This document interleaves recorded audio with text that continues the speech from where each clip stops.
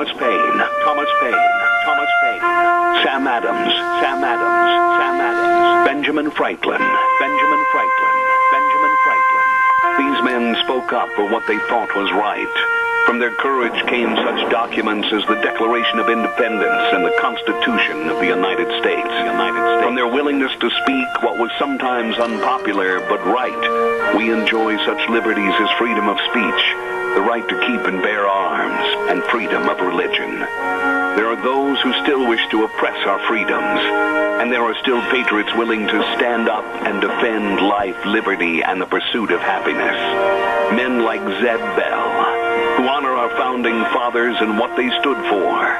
It's now time for Zeb at the ranch, speaking up and defending your freedoms. Brought to you by Magic Valley Les Schwab Tire Centers and all of the other great advertisers on the program. And now, Zeb Bell. It is past time that professional athletes started acting like professional athletes. I don't care about their political messages on their jerseys. Just play the game and keep your mouth shut. Here comes Kate Smith and God Bless America, followed by a Patriot to call in with our Pledge of Allegiance on this Tuesday. Good morning.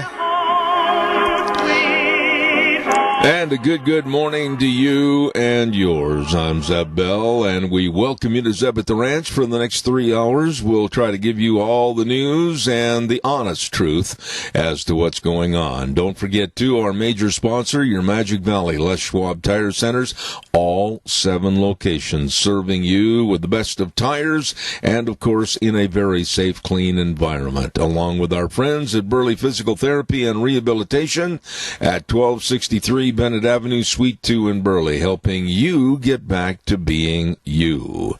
Right now, let's go to the phone line and have one of our patriots with our Pledge of Allegiance. Good morning, sir. I pledge allegiance to the flag of the United States of America and to the republic for which it stands, one nation under God, indivisible, with liberty and justice for all. Thank you, sir. And right now we're going to head for the weather. And the weather brought to you by K&R Rental at 256 South, 600 west of Hayburn. You can't miss where they are on the Burley-Paul Highway. They've got all the best of equipment and tools for you to finish any kind of a task. I mean, if you're doing some rototilling and putting the garden to sleep for this year, or whatever you're doing to get ready for fall and winter, which it's here, not the winter part, but there's a lot of things you want to tidy up. They've got all the tools and equipment for both long and short-term rental. Get a hold of them today. K&R Rental on the Burley-Paul Highway. And right now, here's Gino with the weather. Due to the inversion, smoke's going to be sticking in the area for the next couple of days. Here's a look at your weather forecast. Widespread haze, especially for today. Sunny skies. We are expecting a high of 79. Not really much of a breeze to speak of tonight. Widespread haze again. Mostly clear skies with a low of 38. Tomorrow, pretty much the same with a high of 81. Overnight low of 40 by Thursday. Mostly sunny skies. Looks like the haze is going to stick around for the day as well. High of 80 with an overnight low of 41. And that's a look at your weather for Zeb at the Ranch. Thank you, Gina. Appreciate it. And the weather brought to you by K&R Rental, 256 South, 600 west of Hayburn, as I said, on the Burley-Paul Highway. The number to call for information, talk to Roger and the crew, 678-3122. Caller, I'll be right there. You know the drill. I'll be there momentarily. I want to tell everybody about our friends over at Daryl's Cleaners. Hello, Kevin. I have got a pile of clothes to take in there to let them work on. Let me tell you, they're located at 1223 Albion Avenue in Burley, and they really help the long life of your clothes through the dry cleaning process. Makes you look sharp, feel good with your clothes being cleaned at Daryl's Cleaners. You stop in and see them today. Again, they're located at 1223 Albion Avenue in Burley. Daryl's Cleaners, absolutely the best. And when you use that word the best, pardon me, I got a little cough this morning. Hold on. Done. And when you talk about the best, you got to include our friends at Ramsey Heating and Electric at 2600 Overland Avenue in Burley. They also get up early in the morning to serve you with all your heating, cooling, and electrical needs.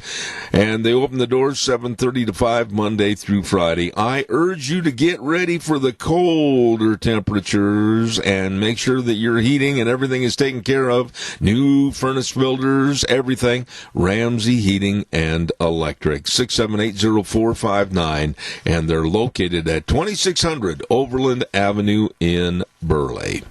Caller, good morning. You're on the air. Go ahead. Well, good morning, Zeb. Good morning. And my best wishes to Deanne. Thank you, sir. Yes. Now, I'm a little bit put out about what I'm going to say. You know, Nancy and I decided we wanted to go see our great-granddaughter, who's just turning 3, in Pasco, Washington. So my wife calls my granddaughter and told her about the journey we're going to have. And she texts us back and said, "I'm sorry, but you can't come because in Pasco, Washington, or the state of Washington, or whatever it is, if we go visit my granddaughter and when we leave, they are automatically quarantined for 14 days. He can't go to work, can't do anything."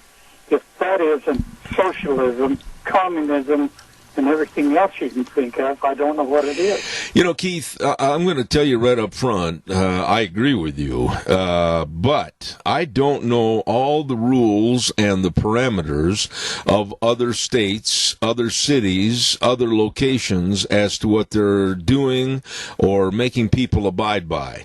I would agree with you that I am sick and tired in this land of opportunity and freedom vested to us by our Constitution, and we are sitting back like meek sheep, and we are not doing or saying anything about it, or, quite frankly, pushing the envelope and doing as we wish in a free society that has been long held to be legal. I would be very fighting mad. I don't know if I would abide by that ruling whatsoever, and I hear you. Well, here's the problem you run into.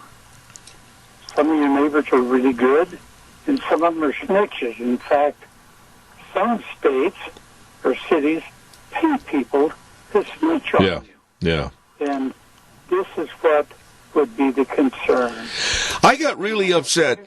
You know, Keith. Everybody's watching you. Yeah. Let me just throw this in here because it does dovetail into what you're talking about. The comments that were made by New York State Governor Cuomo the other night, they need to be tested. They need to be tested to the point where people say, "Leave us alone." When he made the statement that if churches do not abide by his rules, they, the government, will come in and make the churches cease and desist. Wait a minute. What about the First Amendment? It doesn't say anything in there about the coronavirus. It doesn't say anything in there about Governor Cuomo. It says absolutely there will be no prohibiting the free exercise of religion. And when you've got a jerk, which he is, like Cuomo, saying that he's going to stop or shut the churches down, it's time to push back. Absolutely. This guy, he's I wouldn't say a handsome man, but he's probably good, classified as being good looking. But geez, how you can detest this man every time I see his face there, because what he's doing to the people of New York. Yeah, and it's not just him. I mean, it's Whitmer, excuse me, up in, it's harvest time, and what that means, there's a lot of dust in the air, so pardon my cough. But it's Whitmer in Michigan, it's in California, Chicago, wherever the state might be, that's being led by, if you want to use the word led, by Democratic leadership. Again, bad word, leadership. But I think it's time to fight back. When I read the story about up in Moscow, Idaho, where a church had an outside sing-along in the parking lot, and they were arrested and shut down, Keith, we got to fight back. Yes, absolutely. That was disgusting, and a lot of people are blaming Governor Little for all these incidents, and it really isn't his fault. We are doing a lot better than most states.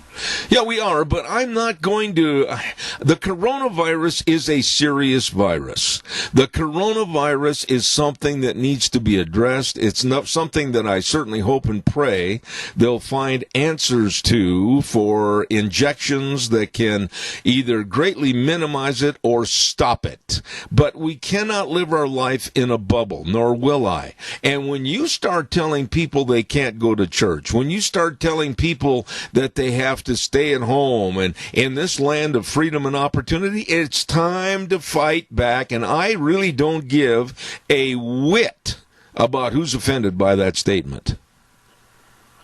Let me ask you one question, and that is, would you accept having a shot to prevent it from the future? Yeah, well, I think there's some parameters there. There's parameters there. First of all, I want to make sure that it's safe. First of all, I want to make sure that with any other conditions that I have, and I do have a couple of conditions, as does my lovely wife, we'd want to make sure that it would work in our system in a harmonious way so it wouldn't offend the other problems that we have. There's parameters there, but yes, I would take the injection. I got to run. Keith, you made me mad this morning, which is a good thing. All right, buddy. Thank you very much. Appreciate you. Caller, I'll be right there. Stand by. Denny's Restaurant. Oh, boy, what a great place to go eat. Absolutely. Breakfast. Oh, yeah, my favorite meal. Lunch, dinner, desserts, anytime, all the time. And how about that Parmesan chicken, sizzling skillet? Or how about the strawberry crepes for breakfast? Oh, all the breakfast skillets and the pancakes and the omelets. Oh, I had a bowl of cereal at 4 o'clock and I'm hungry. Don't forget, great people serving you delicious food at America's Diner, Denny's Restaurant, 611 North Overland in Burley. Caller, good morning. You're on the air. Morning, Zeb. I was just going to make the comment that I've noticed, even though we don't have the socialist in our name, there are quite a few cities in this country that are living underneath a socialist dictatorship due to their governors and the choices the governors make for the people, and the people keep voting them back in. Yeah.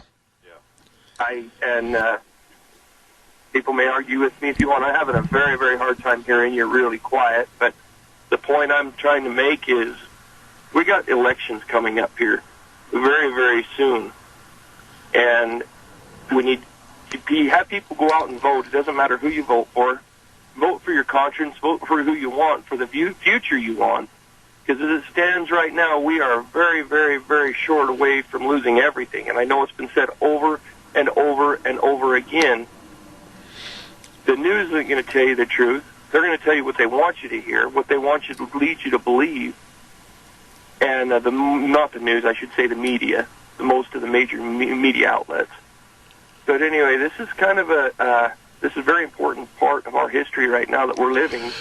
If we don't make the decision it's going to be made for us. It's not one that we're going to want. I agree with you, Riley, but I will say this. Yes, it is important as to who you vote for. I certainly hope people see through the smokescreen of the Democrats and don't vote for Kamala Harris and Joe Biden. And the reason I put them in that order is because I believe that's what's going to happen when they take over, if they take over the White House. It's going to be Harris, Biden out the door. Thank you, Riley. I do appreciate your remarks. You bet. Have a good one. All right, buddy, thanks. Caller, stand by. I'll be right there. I forgot to tell everybody about our dear friends over at Dino's Septic Service. I tell you what, in this day and age, when you are worrying about, I don't want to go out there and pump a septic tank, or I don't want to handle all that liquid waste removal, or clean out those sewer and sink drain lines. No, but I know people that do, and they've got the most latest modern equipment to handle the job for you very efficiently. Dino's Septic Service. They cover almost all of southern Idaho, and believe me, they are good and they are fair and friendly because they'll be there to get the job done. Call them at 436-6526 or in the Burley area, 678-1638. Twin Falls, 735-8281. With the big truck that says smells cargo on the way, Dino's Septic Service. Absolutely the best. Caller, good morning. You're on the air. Go ahead, please. Good morning. The menu at the Burley Senior Center today will be lasagna and all of the trimmings. And for only $5, call in and they'll have a meal to go for you. All right, and that's over at the Senior Center on Overland. Lasagna! And Joe Taylor's going to be cutting it up and serving it out, right? Yes. Okay. God bless you, Joe. Thank you. For all you do for us. Well, you're blessed to be on. I appreciate you, Joe, really. You are quite a man. Joe Taylor talking about the great meals and the takeouts from the Senior Center on Overland in Burley. Thank you very much. I tell you what, the media is honestly like a rabid dog, and they are going after Trump in every way, shape, and how do you? Look at this morning's paper. Headline in the paper, Trump back at the White House. But the whole gist of the story is that he shouldn't be back at the White House. He should have stayed at Walter Reed. And it's not like, gee, we're glad to see him feeling better, but they're absolutely going after him. And especially his remarks about COVID, saying, don't be afraid of it. You're going to beat it. We have the best medical equipment, we have the best medicines, and the left is going bonkers over that. I'm glad he did it. He is getting at the White House. Let's not forget the truth here. He is getting at the White House the most prestigious surgeons and doctors working with and for him 24/7, 365. He didn't just leave the hospital at Walter Reed because at his office they are checking his oxygen levels, everything to the point where he probably is getting more treatment and more observation while being in the White House. But these left media, they're a bunch of monkeys climbing a tree begging for peanuts. I just have never seen anything like this. Caller, good morning. You're on the air. Morning, Zeb. Their hatred of Trump is just unbelievable. Oh, it's terrible. I mean, it's just, people were saying, well, I hope he dies, he deserves to die. I mean, you got people saying, after he was elected, I want to blow up the White House, and they make these statements and nobody's ever been brought to justice on. If you and I, during the Obama administration, said, oh, Zeb was going to go to Washington, D.C., wants to blow up the White House, you would still be behind bars. Absolutely. Absolutely. The justice system is too tiered, and the Trump threw a monkey wrench in the New World Order, Zeb. And if Hillary gotten into there, you can imagine they would have appointed leftist, socialist, Marxist Supreme Court justice. They would have been going after our guns for sure.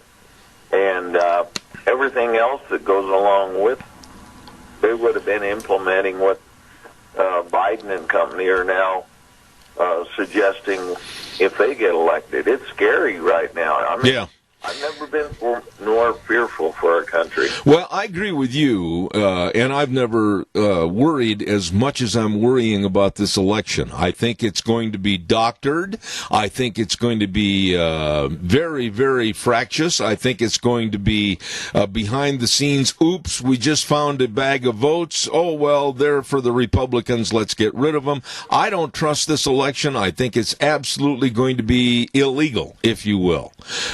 That being said, everybody's going to say, well, you big crybaby, you're just trying to insert that there's going to be some illegality. Yes, I am, because the Democrats on the left, Adrian, as you well know, they will stoop to any posture to regain power.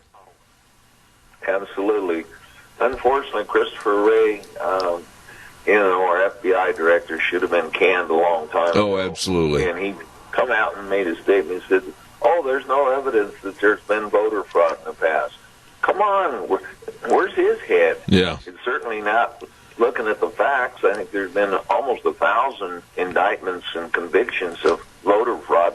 And the one Democrat came out and said, I've been doctoring ballots for decades. He come out and admitted that. And, of course, he's still running freely. Yeah. And so this stuff goes on and on and on. But I think there's a lot more awareness of that. And, of course, they're not even wanting to allow poll watchers to see the shenanigans. And the mail-in ballot thing is just absolutely devastating. Well, I am praying for Donald Trump. I am praying for his health and the First Lady's health. I am praying for everyone in his inner circle, if you will, at the White House to recover and all be well.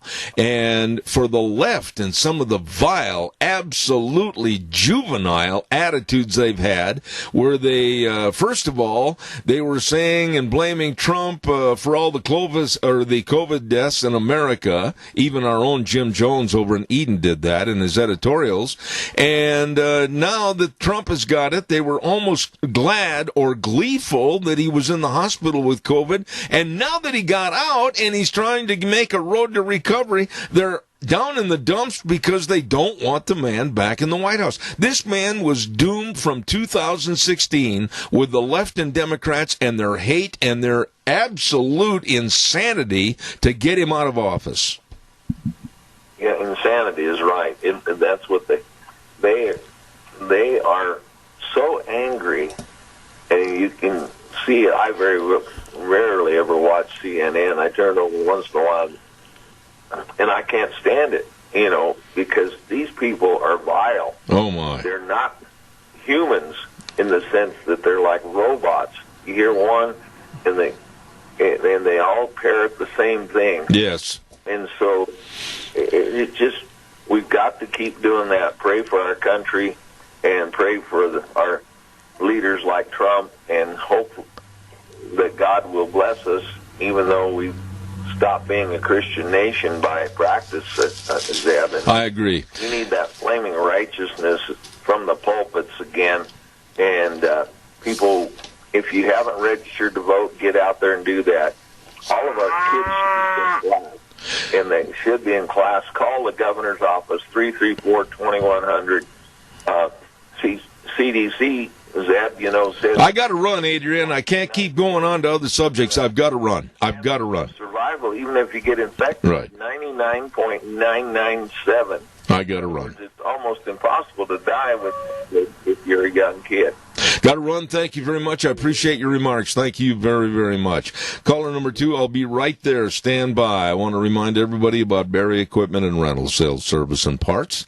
And 3 locations. I want to amplify where they are. 159 West Highway 30 in Burley. Can't miss it. Absolutely. 465 Addison Avenue West in Twin. Can't miss it. And the Nampa location. And they've got all the equipment you need for the lifting, the digging, the pushing, the carrying, all the bobcats. Oh, they've got a huge inventory. Trenchers, scissor lifts, all the Doosan wheel loaders and excavators. Oh, yeah.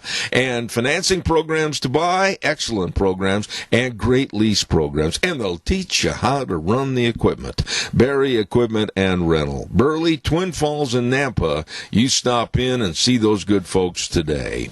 Caller, good morning. You're on the air. Well, a good example of what the news media is like is the other day when I think it was 5 doctors stood out there and told about President Trump's condition. Yep. And then on the same network and everything, an hour later, one doctor comes out and says, no, it's this way and it's that way. What is wrong with our medical team is they can't get on the same page? I've never seen in my lifetime a left-slanted media with such distorted news against a president and an administration. And there are those, some of which live right here in southern Idaho and write their silly little op-eds for the Sunday newspaper that can't see the forest because a tree's standing in front of them. And they also jump on the bandwagon of condemnation of this president and this administration. I'm really going to come out fighting for the next 20-plus days up to the election because I am fed up with this left-wing media that thinks they're so smart, but they're proving they're stupid.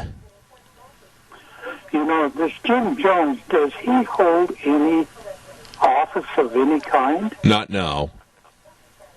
You know, he has been such a thorn in our side for a good many years, and he's never been straight up and down.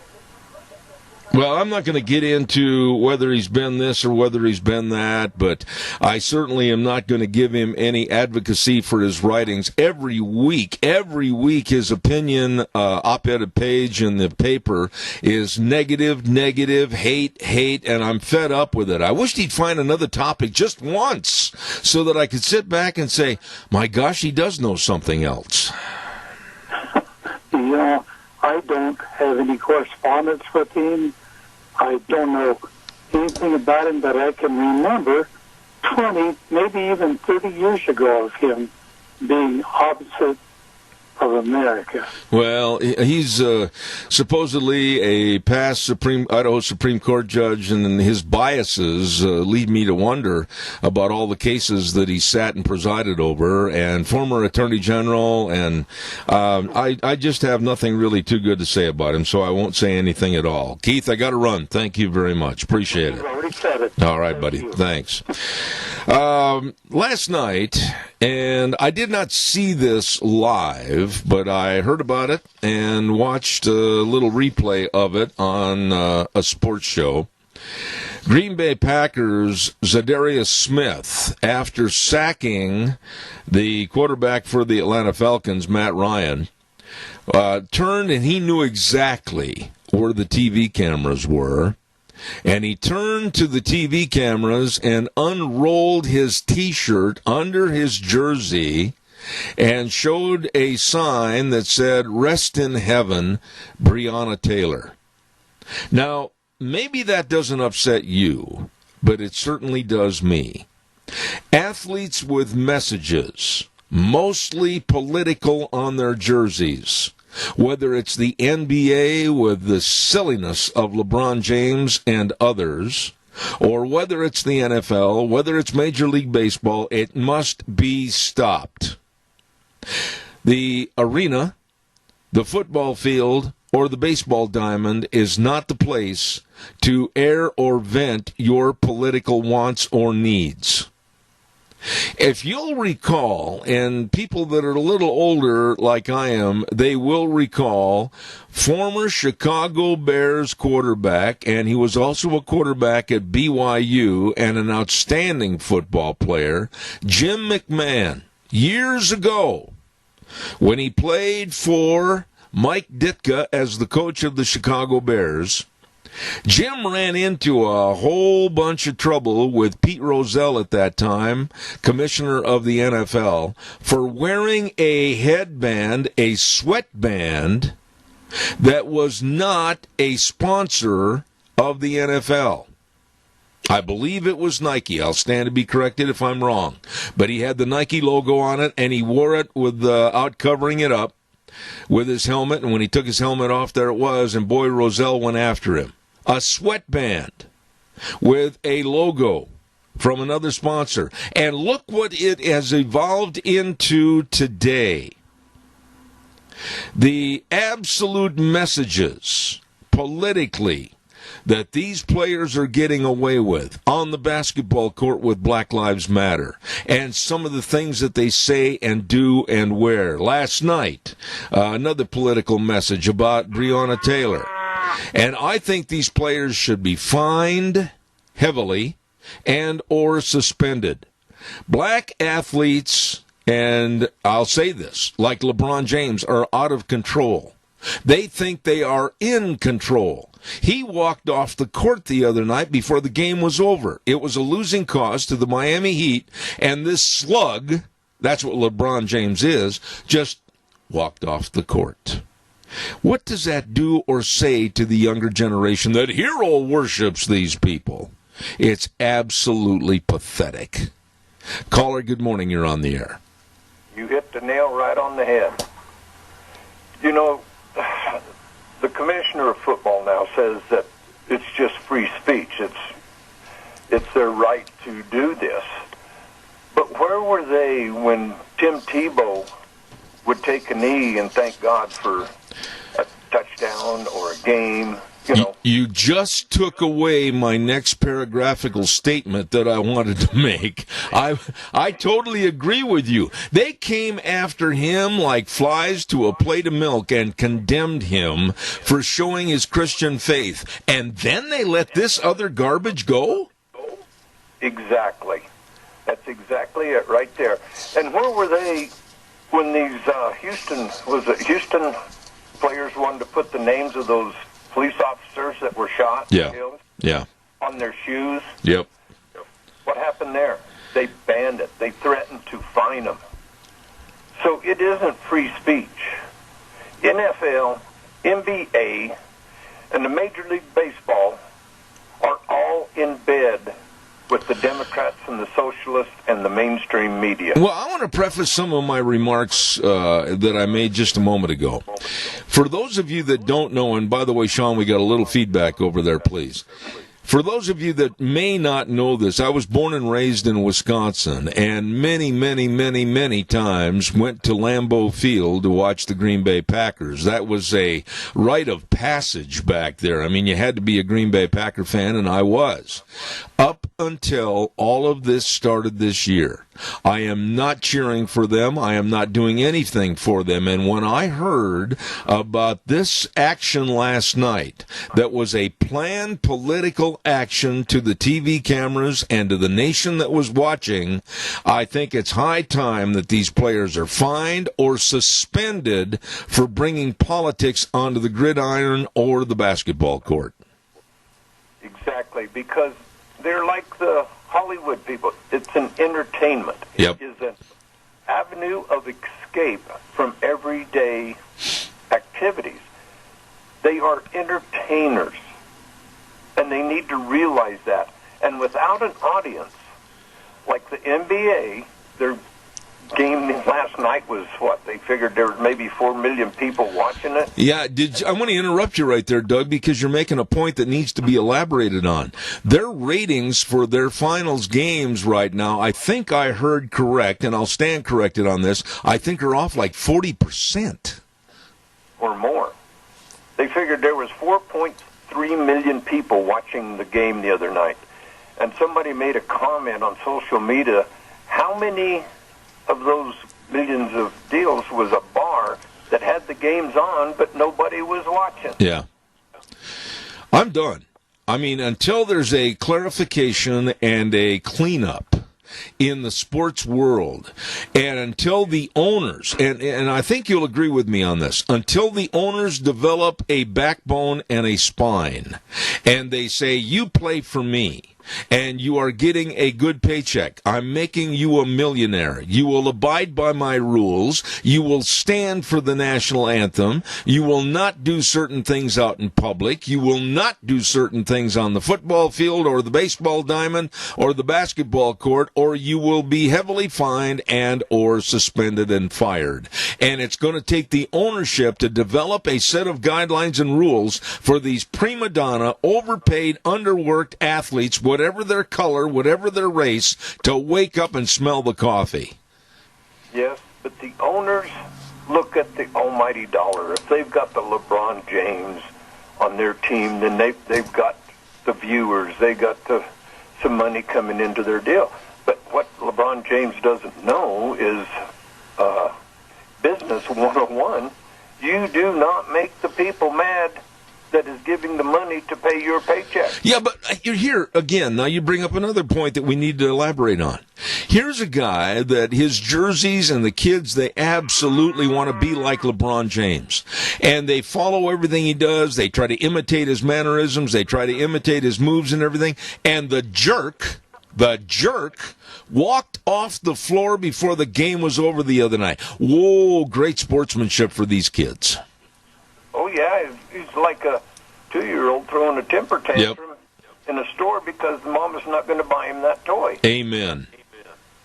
And that's LeBron James right there. He has no idea how a business works and how customers pay the bills. He came out of high school, Doug, as a great phenom, which he is. He's a tremendous basketball player. He has all the tools and the assets with a great physical body of playing basketball. But he's just came out of high school. He doesn't really know the real Khmer and Sikkim of the real world. Well, he may have the physical and everything abilities to play basketball, but he does not have the mental abilities to run a lemonade stand. I couldn't agree more. I got another call waiting, Doug, please. Thank you so much. You bet. And everybody, let's do what we can for our senior centers. It's coming up the fall, and people are busy, getting their Christmas plans together. I know I mentioned it a little early, but let's include them on your gift list. There you go. The senior centers. And remember, go there and eat, and leave with a full tummy and a full heart. I love that. Doug, thank you so much. Appreciate it. Thank you. Caller, I'll take your call before I do the weather. Go ahead, please. Yes, good morning, Zeb. These prima donnas out there are giving major credence to Black Lives Matter and Antifa. They're supporting them, and they're giving me encouragement to keep on going and burning down our cities. Yeah. I just have absolutely nothing to do with them. LeBron James supporting Black Lives Matter. The NBA putting the logos on the floors and then allowing the Lakers and LeBron James to stand there and others with the Black Lives Matter t-shirts. Does anybody really understand what Black Lives Matter is? It's a Marxist communist organization bent and intent on destroying the Constitution and the values and family values of this United States. And we're supporting these jockey athletes that absolutely have got the mindset of an angleworm. I'm fed up with it. Well, they're giving more encouragement to drug dealers and MS-13 and everything, and they're just showing how easy it is to bring America down to its knees. I agree. And unfortunately, we've got kids that are just storming to the stores to buy their jerseys and absolutely trying to imitate everything that they do and or say. And they're a bunch of losers. I put LeBron James on the top of the mountain for being a loser that has done more to hurt his race, more to hurt the goodness in America, and I can't stand him. Well, if they were in every other country, they'd be on the corner there selling popcorn or something instead of making millions of dollars here. I couldn't agree more. I just absolutely am sick and tired of athletes in this country like what last night? The Green Bay Packer that unfolded that T-shirt with the political message. There is no time, no place on the gridiron or on the basketball court or the baseball field to bring politics into this. People are not spending $250 or more for a ticket to sit there and be preached to and harped to by athletes that have got the mindset of a bicycle spoke.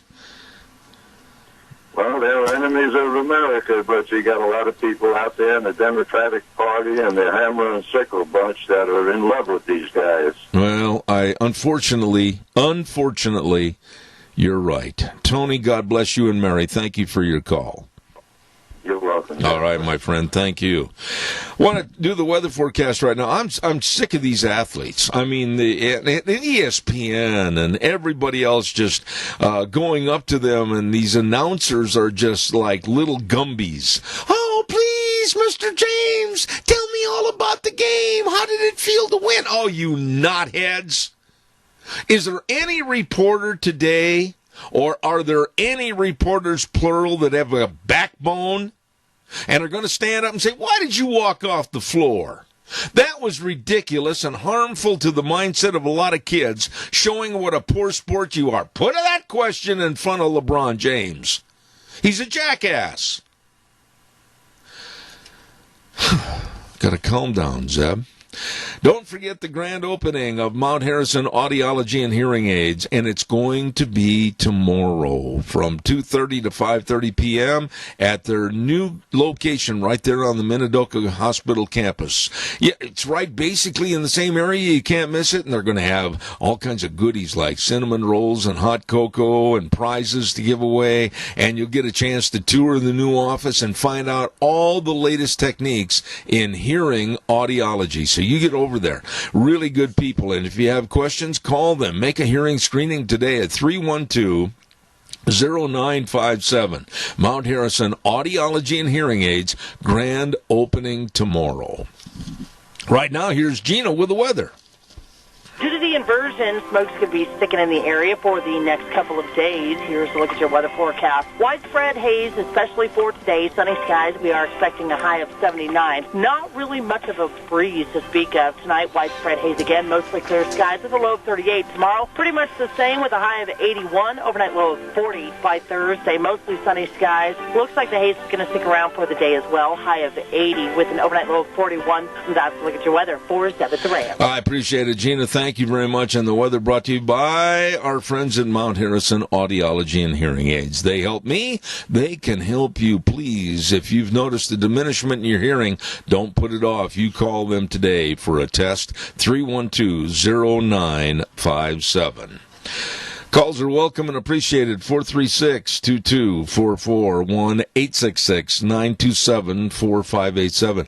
Did you hear about the 10-year-old kid that was at home learning on the computer that was internet class with the teacher at the school and had all these students, and the question was asked of these students: who do you admire today in today's society? And this one 10-year-old boy got on the computer with the teacher and said, I admire Donald Trump. I think he is a great president. I'm paraphrasing right now. And the teacher kicked this kid out of this virtual class on the computer, shut him down. But fortunately, Mom was taping this, and she has a complete record of all that was said and done by this middle school teacher in Tacoma, Washington, who got angry with her boy, her student, that said, I admire President Trump. And after letting him know, the teacher know, that she had this on tape, it's really funny that the teacher started to back up and swim in a different direction. And he said, I do apologize if my words were not perfect at the time. If I said that Trump was hateful and divisive, that may have been what I used at the time. But my purpose was in bringing us back to the conversation of computer scientists. You worm! That's not at all what he was doing. He can't stand President Trump. And this idiotic grade school teacher should be thrown off the staff. He was absolutely chastising this kid, this 10-year-old kid, for standing up and saying, I admire President Trump. But the teacher pulled the plug on the student, and then when he found out that Mom was taping this, he started swimming back upstream. You see, and that's not the only story. Here's another one. Here's another one for you. High school student allegedly kicked out of Zoom class for displaying Trump flag in his room. In his room. His own room at home. And here's the beginning of the story. I don't have a lot of time to get into this, but I want to take some of your calls. Here we go with the state of Washington again. A Washington State high school student claims a teacher kicked them out of the virtual classroom because they had a Trump 2020 flag hanging on the wall. Saw this and said, you're out of here. You got to take that flag down or else. The problem is, it's in the student's room at his own home. Are we going to be dictated to by these people as to, well, in my background, in my office, and for those of you that are looking on the cameras this morning, tune in to zebbell.com, you will see over my left shoulder, you will see a rubber mask of Barack Obama that I had ever since 2008. You will see a Trump cap that says, Make America Great Again. You will see quite a bit of political memorabilia, and it's behind me on camera, and I'm never going to take it down. Nobody's going to tell me to take it down. But a 10-year-old kid that admires President Trump, and he gets kicked out of the class because the teacher thinks that's unacceptable, because Trump is a racist and a troublemaker. That's what was said. Holy cow. Holy cow. Calls welcome 436-2244, 1-866-927-4587. It's almost as bad as some of these idiotic reporters like Jennifer Rubin, Washington Post columnist Jennifer Rubin, because Trump left Walter Reed Hospital and went back to the White House. She comes out with this absolutely insane comment saying that Congress should defund Walter Reed National Military Center because Trump left the hospital. What? The insanity of these people. Caller, good morning. You're on the air. TDS is live and real, isn't it?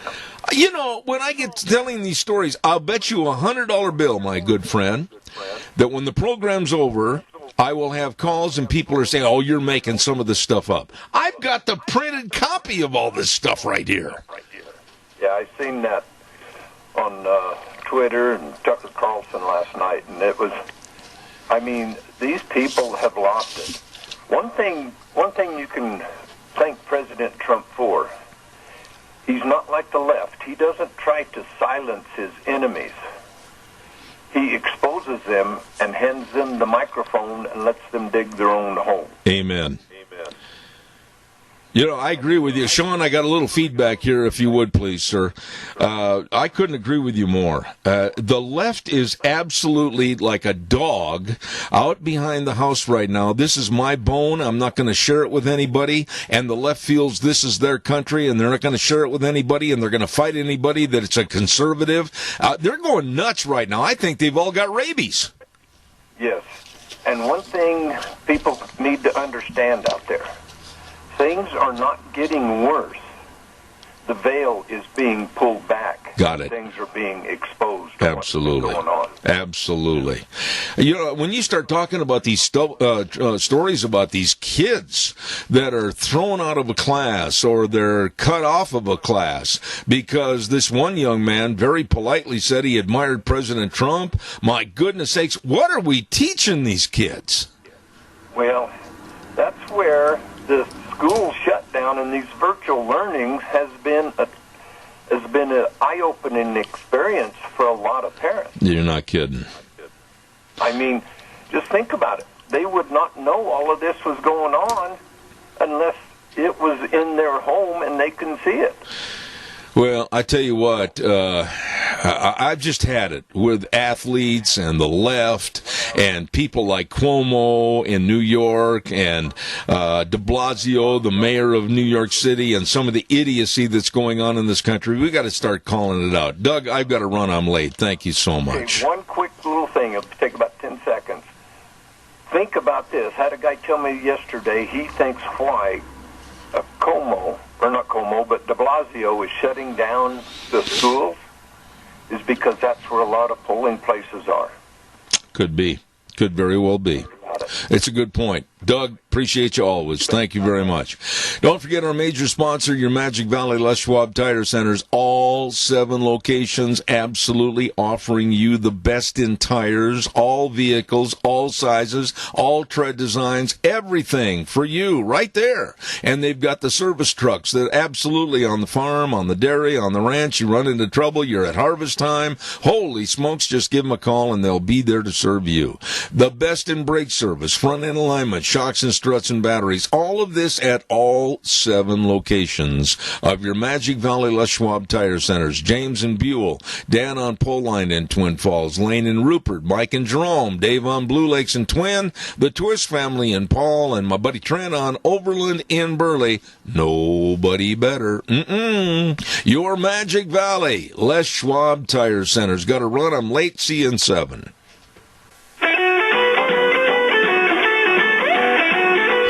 Here we go.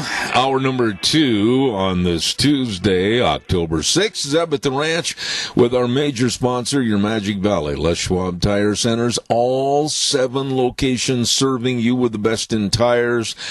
And, of course, always with a safe, clean environment. And don't forget, too, Burley Physical Therapy and Rehabilitation at 1263 Bennett Avenue, Suite 2 in Burley, helping you get back to being you.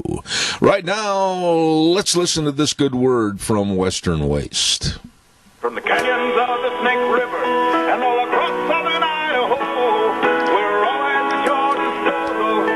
Western Waste Services, we care about our community, our resources, and this free land. Western Waste Services is lending a hand, always at your disposal. Western Waste Services, and I know you're probably looking at your basement, you're probably looking at your upstairs attic, and you're probably looking around the house going, holy moly, here we are in October, and next month we're going to start some of the holidays like Thanksgiving and everything, and all the people coming in, you better clean it out. They've got dumpsters in various sizes at Western Waste Services. They'll drop one off at your place, you fill it up, they'll come and get it. Call them today. They are always at your disposal, 734-6969, Western Waste Services. Want to also give a great big shout out this morning to Burley Physical Therapy and Rehabilitation. Wow, and I mean wow, these people really are good in helping you recuperate from a surgery or an accident, whatever happened to you. They can help you with the aching and the paining and get you back to being you. All you need to do is call, make an appointment at 678-1191. Burley Physical Therapy and Rehabilitation at 1263 Bennett Avenue, Suite 2 in Burley, with Nick Greenwell and all of his excellent physical therapists. Burley Physical Therapy and Rehabilitation. One more good word, and I want to just really stress the fact that I've known these people for many, many, many years, and I'm talking about Hanson Mortuary at 710 6th Street in Rupert with Joel Heward, his family, and his staff. They are excellent and do so much for the community. They've got flexible hours so that they are there to serve you and your family in a time of need when there's a passing of a loved one, and they always provide the families they serve with the best possible support and comfort. Always upholding the highest ethical standards with unquestioned integrity. Please get a hold of them today. Hanson Mortuary at 710 6th Street in Rupert, 436-5636. And Joel Heward also serving you and your family at Morrison Payne Funeral Home on East Main in Burley. Right now, my old buddy, and I tried to call him earlier this morning, but it just shows how busy he is, and that's, of course, Dan Kish with the American Energy Alliance. Good morning, Dan. How are you? Good morning, Zeb. I'm well. Thank you. Yeah, I tried to call you this morning before the program, and it's everything that your email said. The line was busy, and Dan was hard at work. or hardly working, one of the two. Let me ask you this, and Sean over at the studio again, we've got a little feedback here, please. Dan, tomorrow night will be the debates for the vice presidents. Michael Pence against Kamala Harris. I personally would like to see this thing get really down and dirty when it comes to the green energy program, and I certainly hope that Mike Pence does not weaken, does not back up, does not take anything from Kamala Harris, and he directs his questions about green energy and really what it's going to cost. Do you think that'll happen? Well, I hope so, Zeb. I sure hope so, and I'll tell you why. Kamala Harris is from California, and California has been suffering from blackouts, as we know, because they've been rushing so quickly to renewable wind and solar. California wants all wind and solar and non-carbon sources of electricity by the year 2045. Joe Biden's plan wants the entire United States to be carbon-free for their electricity system by 2035. Joe Biden's plan is much more radical and has much further to go than California, which is already experiencing its blackouts. And that ought to be made absolutely clear. I mean, if you think California's wacky, Joe Biden's plan is wants to achieve the same ends a whole decade earlier. It makes me wonder, and I'm sure you and I have talked about this in the past, but it makes me wonder about other Democrats, whether they are representatives or senators, and you've got to wonder when you think it's somebody, let's just pick out a man that you know, Joe Manchin. And I've always looked at the man that like he's got common sense and he studies the issues and he's not voting just to step in lockstep with the Democrats. He's voting for what's good for the people. How can they possibly look at the green energy and the trillions of dollars that will have to be spent? How can they say that's even logical? Well, it's the trillions of dollars that have to be spent, and it's a destruction of one of the most successful parts of our entire economy, and that's our energy economy. Yeah. I mean, nothing led us out of recession and provided the jobs that energy did. It was in becoming energy independent, which we did last year for the first time since 1957. The production of the world's largest production of oil and gas that has now happened, making us the number one producer in the world, that produced all of those jobs. Now, they're hurting right now because the price of oil has gone down with demand around the world because people aren't flying and driving and doing all the rest of the things. because of COVID, but that's going to come back. And when it does, we've got the expertise, the technology, and the people who know how to do this better than anybody else in the world, judging by our numbers. So it's the trillions and trillions and trillions of dollars, and who only knows how much that would be, because their numbers, you can't trust them. But it's also the destruction of perfectly good jobs doing what we do better than anybody else in the world. This is like pointing the gun at yourself. Well, yeah, and you bring up an excellent point that I want you to elaborate on a little bit. I've heard Biden, when he does speak and when he can construct more than one or two sentences in a complete sentence, say that, green energy is going to do all this and create these new jobs. Why don't they be honest for the first time ever and say, okay, we're going to deplete maybe 1 million or more jobs, and we're going to bring back only maybe 500,000 jobs? Why don't they really tell everybody they're going to get hit with a left hook instead of a right cross? Well, because it doesn't fit their agenda, because as we've discussed before, this isn't about energy or even the environment. This is about power. When the government starts down the road towards, okay, we're going to do this and we're going to do that, and things take place in locked rooms in Washington, D.C., all of a sudden that gives them huge power over everything. They can determine whether your business can use a certain type of energy, whether you need to have some people come in and insulate your house, buy new windows, buy new doors, do whatever, buy this certain kind of card that you want, or that they want you to buy, as opposed to the one that you want, or truck. That's what it's all about. And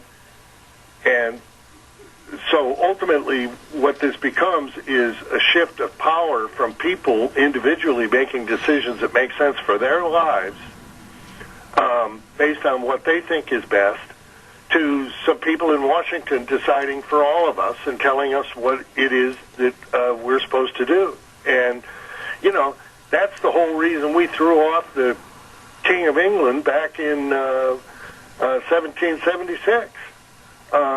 We wanted to be able to determine our own future and get the government out of the way, and that's exactly what they're pushing for. You're so right. And one aspect of green energy, and again, I've got a little feedback here, Sean. One aspect of green energy that we haven't talked about yet is not in the private sector, but I wanted to ask you, with your great knowledge on this, what about our military? Have they also been informed to go away from fossil fuels? Have they developed the power to run the tanks and the jeeps and everything else on green energy? I mean, what's the transition there? What's happening? Well, what happened is, under the Obama-Biden administration, there was a huge emphasis put on this. And in some cases, it might make sense. For example, if you have a little outpost out in a desert somewhere, and they're having to fly in barrels of diesel fuel to run a generator, it might make sense to make that electricity with solar panels and that sort of thing.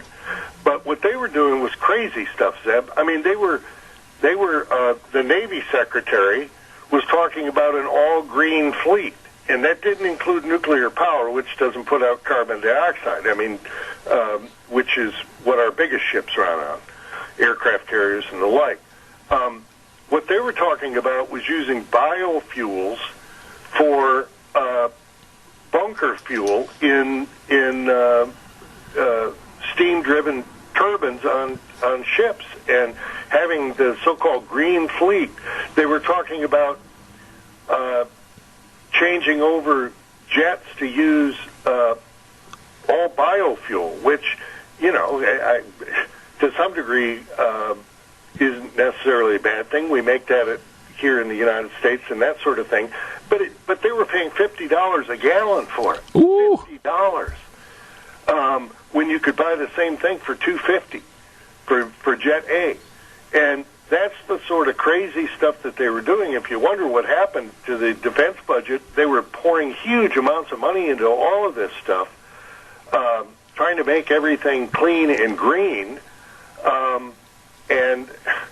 and ultimately, when President Trump came in, they backed off a lot of that. There's still a bunch of people who are wedded to that down at the Pentagon because it's just a big bureaucracy like everything else, and they've got lots of civilian employees. And if you were getting all the attention during the Obama administration because you were figuring out how to run an army on fairy dust, you want to continue that job and not be, laughed at by the rest of your people. So those things are still continuing, and where they make sense, probably ought to be deployed. But where they don't make sense, the idea of simply forcing it because it makes them feel better inside doesn't make any sense at all. This is serious business in national defense. Are we looking at, in your opinion, the total demise and digging of the grave and laying in the two words that this country is lacking? Are we looking at the death of common sense in this country, where we have an energy program that's second to none? It fuels all of our private commerce and our military and everything else, and we're going to throw that away and go to a wind propeller? I mean, come on, Dan, what happened to common sense? Well, Zeb, you are so right, because this is exactly what we're talking about here. People with common sense look at this and say, okay, I want a clean environment. I want clean water. That's what the president says. We want the cleanest air and we want the cleanest water. But you don't throw the baby out with the bathwater. You just figure on it's going to get better, and it has gotten better. We do have cleaner air now than we did before. We do have cleaner water now than we did before, much cleaner. And yet they forget all that because that doesn't give them the power over us that they want. Remember, government is in the business. The business of government is power, gaining more power. That's historically, down through the ages, before the United States was founded and we put a fence around government, which is what our Constitution did. It put a fence around government and said, you stay in there, we'll take care of the rest of it, and the states will take care of the rest of it. And it was unique in human history that we put a fence around government. Typically, it was telling people what their rights are. We recognize that God gave us certain rights to defend our families, rights to pursue our religion, rights to speak freely, all of these things. And these weren't things granted by government. These were things that were granted by God, and the government had no business getting involved in. And so they've taken this, and they always seek advantage in terms of gaining more power. And if you control somebody's energy, if you control the ability to pump water, if you control the ability of people and their freedom to go where they want to go because you control all their energy and their heat and their businesses and everything else, you control them. Yeah. Make no mistake about it. You control them. And if you got to get a permit from Washington or from some politician who, if you know him, is happy to do it, we all know that. If you know somebody at City Hall and you need to do business with City Hall, it's really nice to have a friend at City Hall. But everybody pays taxes, and everybody's a citizen in the United States, and they have the same rights. It shouldn't be about who you know. We are looking at right now, and I don't think anybody really gives this a lot of thought. We're so engrossed about making a living. We're so engrossed about raising our families. We're so engrossed in trying to stay healthy with this idiocy of COVID-19 that we forget that there is an insidious hand out there that wants to take complete dominance over us and not let us travel. They don't want me to go to a rope-in. They don't want Dan to take a little trip up into the mountains. They want you to stay at home. And if you use any kind of transportation, they want it to be mass transportation. Or if you live in the rural area, they want you to leave that property and go to a commune. They want to have complete control. Am I wrong? No, you're not wrong. And honestly, Zeb, throughout the entire human history, that was the case. There was always this, somebody who wants to get their leg up on the back of somebody else. It's just there are some people who are built like that. Now, there are plenty of us who could care less. We see other people doing stuff, and we say, well, I wouldn't do that. I don't think that's a very good idea, but it's none of my business. That's kind of the way it was. But, they think that we can live forever, I guess, if we just follow their prescriptions for what we eat, what we, the way we live our lives, everything else. They think, and I got news for them, we can't. That's in God's hands. And the same thing with all the rest of these things. The idea that some people seek power over others is an age-old thing. And again, it was only our founding fathers, blessed by God at the time they founded this nation, that said, you know what, we're going to do things differently in the United States. We're going to put a fence around government and say, you stay in there. And these guys have been banging away at the fence posts and trying to use wire cutters every time they can to try to get out of that fence, to try to get in our face, to try to have more control over us. That expands their power because, in business it's about money. In government it's about power. We are going to have to, and I mean this when I say this, a lot of talk show hosts would cringe and they're cowardly and they won't say really what's on their mind. I will. We need courageous people that are dedicated to the future of this great country, the greatest country ever on the face of the earth. We need courageous people to stand up and slap government right in the face and say it's we the people, not you the government. Well, yeah, Zeb. I mean, that's ultimately what they did in 1776. And they took on the greatest power in the world, the British Empire, and they won. Thank God they won. And it allowed us to become the most powerful, beneficial, freedom and life quality expanding country the world has ever seen. We brought more good to this world than anybody else.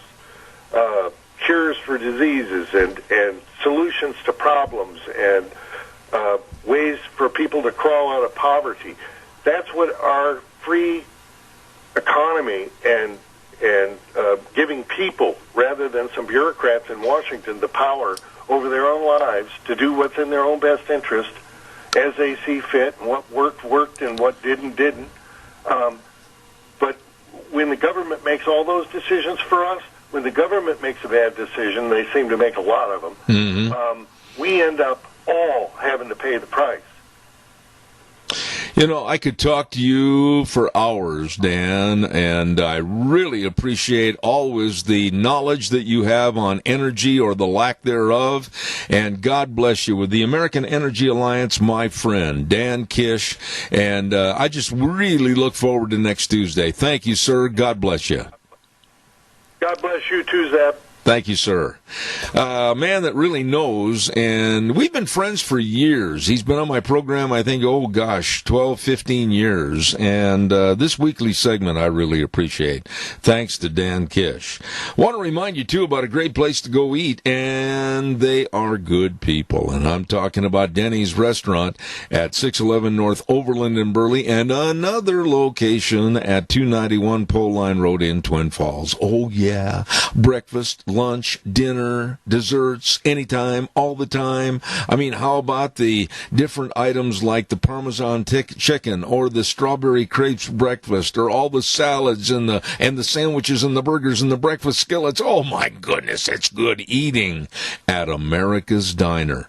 Don't forget the super good people that are going to be serving you and taking care of you at Danny's Restaurant, 611 North Overland in Burley, America's Diner.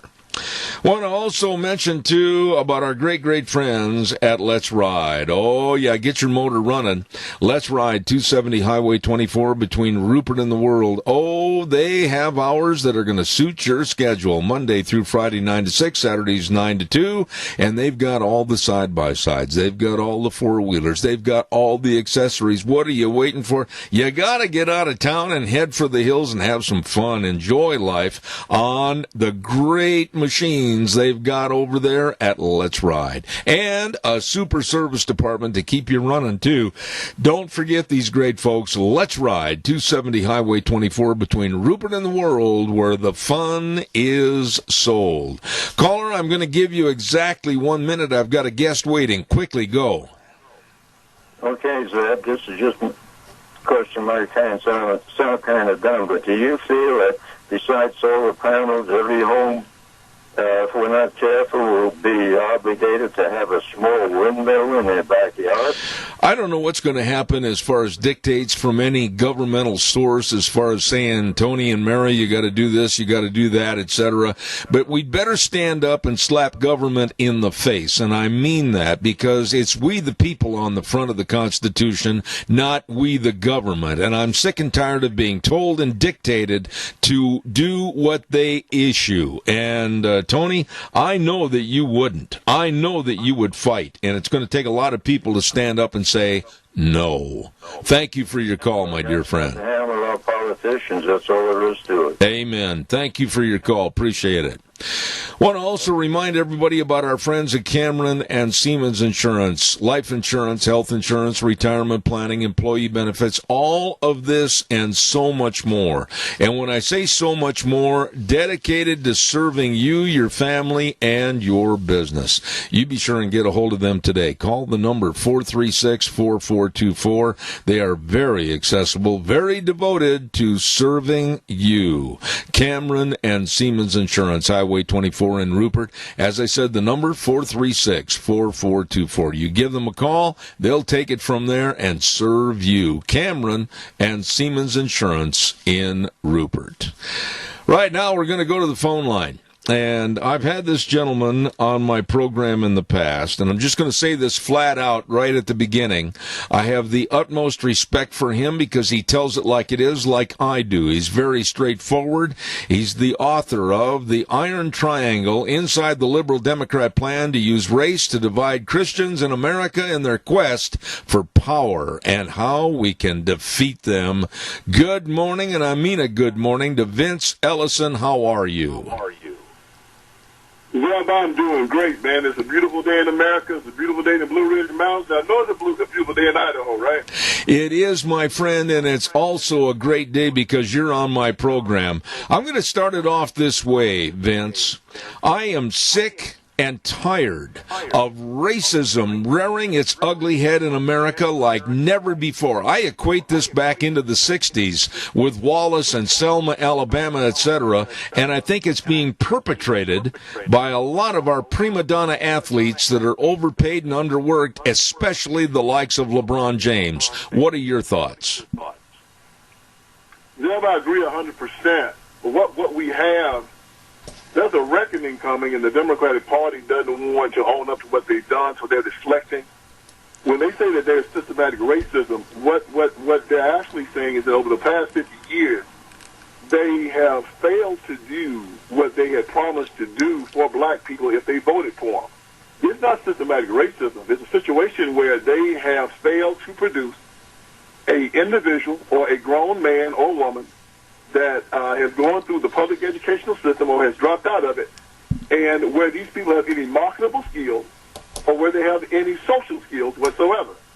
Many of these young men do not know how to read, they don't know how to write, They don't know how to fix anything. They don't know how to make anything. And then they are so socially dysfunctional because they've been told that they're victims their whole life.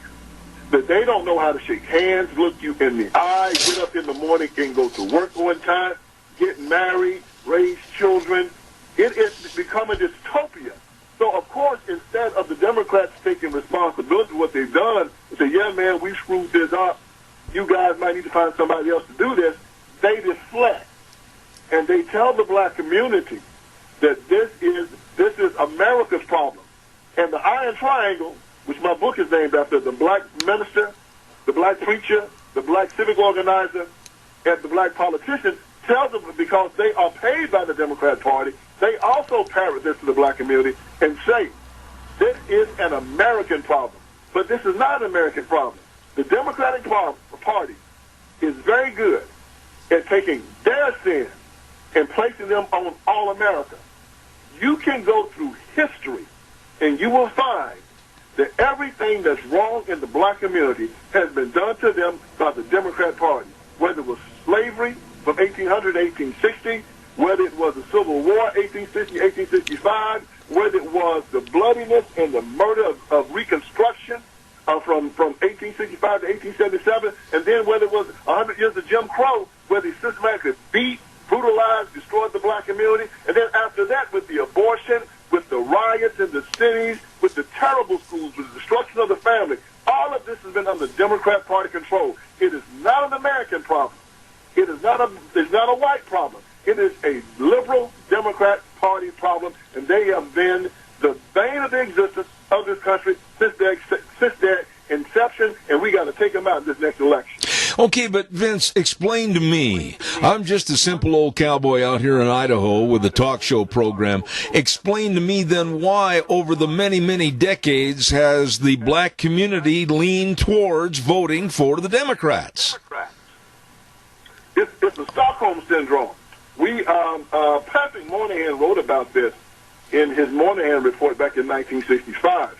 But Stockholm Syndrome wasn't diagnosed until 1972 after the bank robbery in Stockholm, Sweden, where the hostages started identifying with their captors and started actually helping their captors fight off the police. And even after the bank robbers went to prison, one of the women married one of them, and the captors visited them while they were locked up. So Stockholm Syndrome wasn't diagnosed until the 70s, but Patrick Moynihan called it Sambo. And Moynihan even took it back to the Nazi prison war camps, where he said a lot of the Jews that came out of the Nazi camps took care of their captors after the Civil War and watched after them. We find that even during the Civil War that there were many slaves that looked after their masters when the war was over. So Stockholm Syndrome is a psychological condition where when you are brutalized and beaten down so much by your oppressor, you start identifying with that oppressor. Understand this. The fight for integration in the 60s was where black people were fighting to sit down and eat with their masters, go to the same schools as their masters' children, use the bathroom and drink from the same water fountains as their masters. This wasn't because they hated their master. It was because they wanted to emulate him, and they liked him, and they were going to be with him whether he liked it or not. They were going to use the power of government to force their masters to accept them. You don't do that to somebody that you dislike. And all of these were white Democrats. All of them were. So if you're going to get shot by water hoses, have dogs sicked on you, killed, murdered, and castrated to eat, sleep, and drink with somebody, of course when it comes time to vote, you're going to vote for them. Now what happened? At the end of World War II, the Jewish people had enough sense to take their people out of Germany and then teach them bring them back into their previous way of life. They denazified them. It's nothing happened to black people. Matter of fact, the Iron Triangle convinced black people that they had to look for the affirmation of their former masters. And they still do this today. Today they still fight for integration, forced integration. Today they still fight to have schools and integrated, to live in white neighborhoods, to tear down their own colleges and go to white colleges. It is still that old slave mentality that is driven by the Iron Triangle. Why?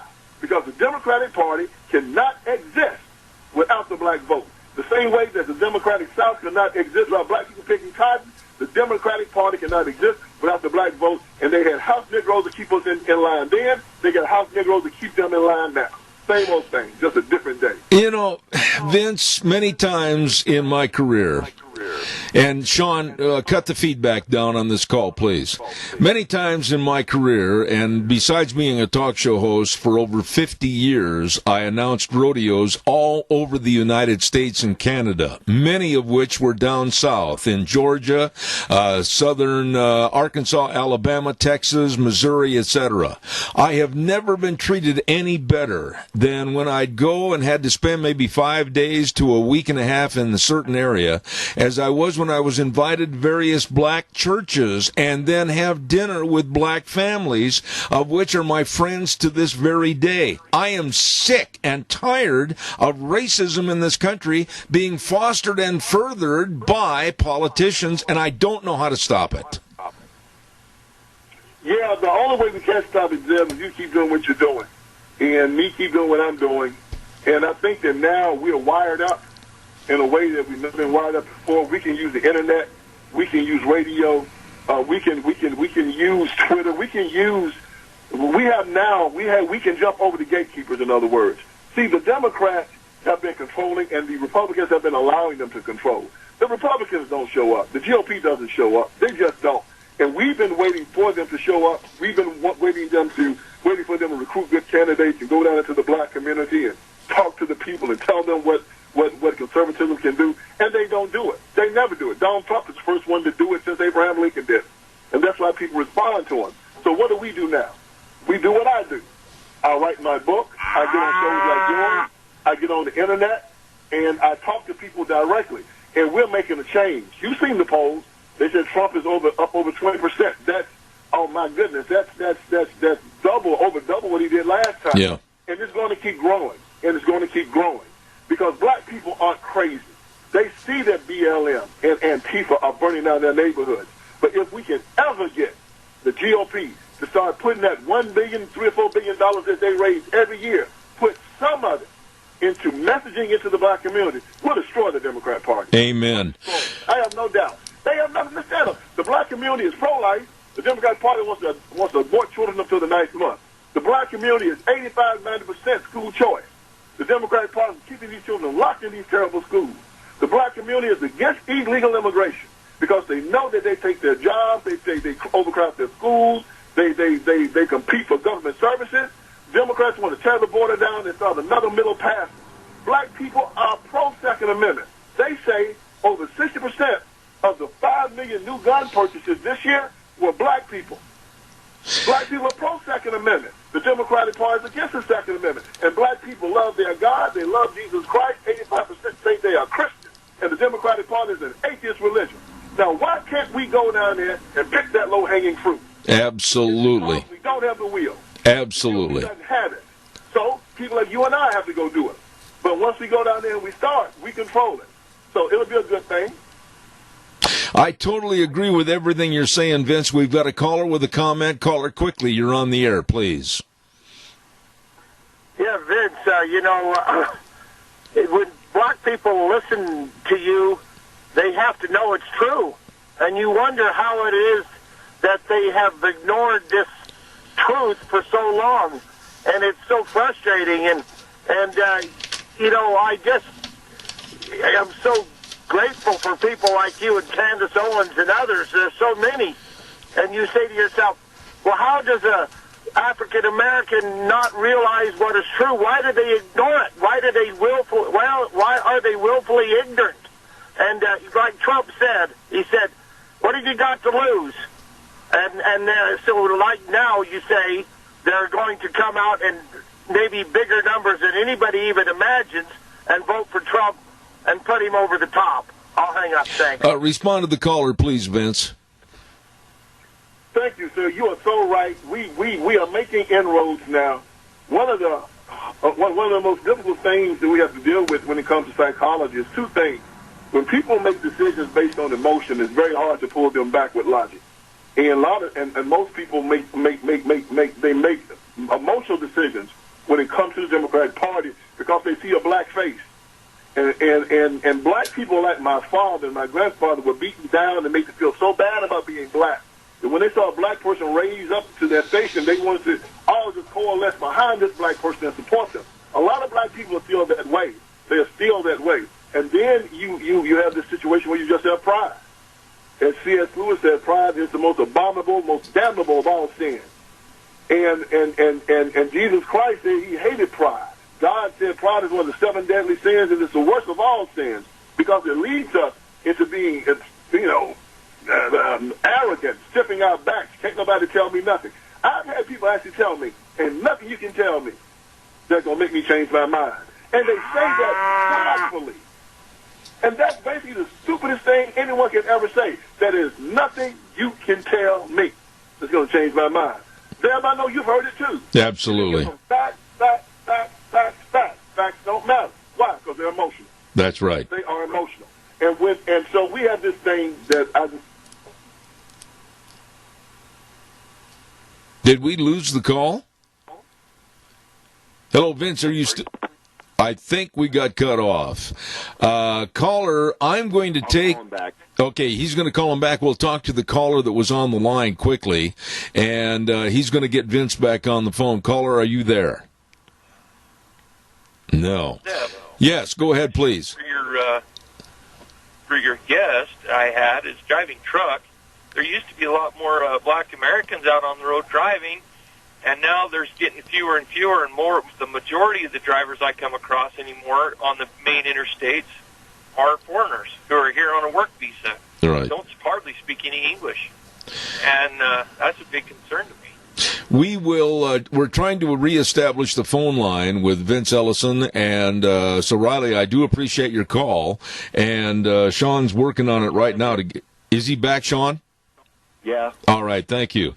Vince, for some reason our phone lines went dead, and I apologize. I don't know where the problem was, but we have a caller on the phone right now that wanted to ask you a question. Caller, quickly, reiterate your question to Vince Ellison, quickly.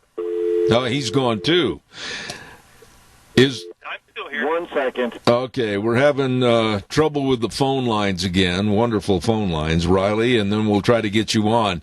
Once again, the name of the book is called The Iron Triangle, Inside the Liberal Democratic Plan to Use Race to Divide Christians in America in Their Quest for Power and How We Can Defeat Them, written by Vince Ellison. And we're trying to get him reestablished on the phone line, and we'll see if Sean's got him back on the line and ready to go.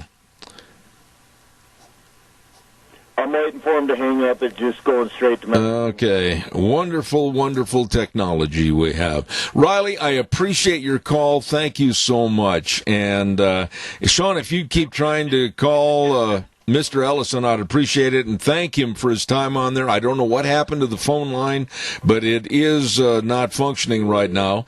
And we'll try to do a weather forecast in just a few moments or take some more calls. Once again, Sean, our engineer, is over there trying to get him back on the phone and let him know that we'd like to... He's on, right? All right, we've got him back.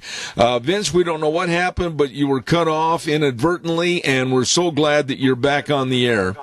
I want to ask you a couple of things before I finish with highlighting your book about the Iron Triangle.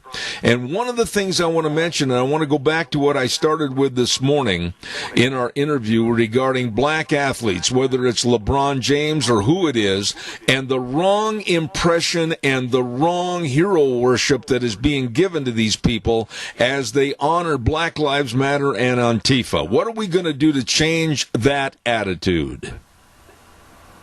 Well, we have to remind people, all Christians, about who they are and the message of Jesus Christ. He didn't give us a spirit of fear, nor the spirit of vengeance. So when I hear these young men talk about they're afraid, it immediately tells me that they have an apostate Christianity, because Jesus Christ said, I didn't give you the spirit of fear. The spirit of fear comes from Satan. And these young men have a spirit of victimization where they even imagine their enemies. Nobody's bothering LeBron James. Nobody's put their hands on it. Nobody's bothering any of these NBA basketball players. Nobody bothers them. These guys go where they want to go, do what they want to do. They're rich. They're young. But the problem here is that they are being told by their elders, people that they respect. These are children of Barack Obama. Understand this now. Barack Obama he became president in 2008. He started running in 2006. That was 14 years ago. Now think about a young man, 24, 25, 26 years old. They were 10, 11, 12 years old 14 years ago. So Barack Obama is their whole concept of politics. And he was their superstar. Their parents and everybody idolized him. And in the last 2 years of his presidency, what did he say about America? He said that America had racism in its DNA. He trashed this country, he and Eric Holder. When Trump won, they haven't stopped talking about how racist America is. And so these young men are being told by Obama and told by the Democrats and told by the Iron Triangle that we need you to stand with us to destroy this racist Donald Trump. And they are young, they are impressionable, they are not very well educated at all, they don't know any history whatsoever. And they're being called by these men in their 50s and in their 40s to come and stand with them. And they do it. Moreover, they're the owners of their team. A lot of these NBA and NFL owners are very liberal. Others, they are just, and they are using their athletes to press their political agenda forward. So you got these young men, very impressionable, like Muhammad Ali was, he was very young, using them to press a political agenda forward. And Ali didn't know that he was older, that he had been used by the Nation of Islam, that all of these leftists had used him. And they did that with Michael Sams when he came out of the NFL. They grabbed these young men who are very young, very impressionable. They pull them aside and tell them, we need you to advocate for your people. And they push them into this thing, and they don't even know what they're doing. And believe me, these young men don't have the information that they need to have in order to make these decisions. They're just being used as pawns like they always have been. Wow. I could listen to you all day long. Quickly, tell us about the book, The Iron Triangle. Vince, where can people find it? You can go to my website, irontrianglebook.com. That's irontrianglebook.com. It tells us that we've been fighting the wrong enemy for far too long. The liberals are who they are. They always will be. They're always going to be atheists. They're going to be anti-America, and they're going to hate this country. But we did not know, and I did not know until about 3 or 4 years ago, that the real enemy is the black ministers, most black ministers, not all of them, most black preachers, most black civic organizers, and most black politicians. They are the ones that we have to pull the mask from. Once people start seeing the Jesse Jacksons and the Charptons, that they are not just an anomaly, that the majority of the black preachers in the pulpit are just like them, and they are pressing a false apostate religion on black America, and they're turning black and white Christians against one another. Then you have the NAACP, another part of it. The NAACP said in Brown versus Board of Education that black people were inferior to white people. It wasn't white people that said it. It was the NAACP, and they still say it. They're trying to destroy the charter school system. They're trying to destroy school vouchers. They're the ones that are always not trying to make the black community better, but always saying that black people have to use the gun of government to forcibly integrate. And then you got black politicians, and their job is to do one thing, stay elected and vote for the liberal. So this crew is right in the middle of black and white Christians and black and white Americans tearing us apart. That's what we have to take down. Absolutely. Go to my website, irontrianglebook.com. irontrianglebook.com. Buy the book. Go to Barnes & Noble.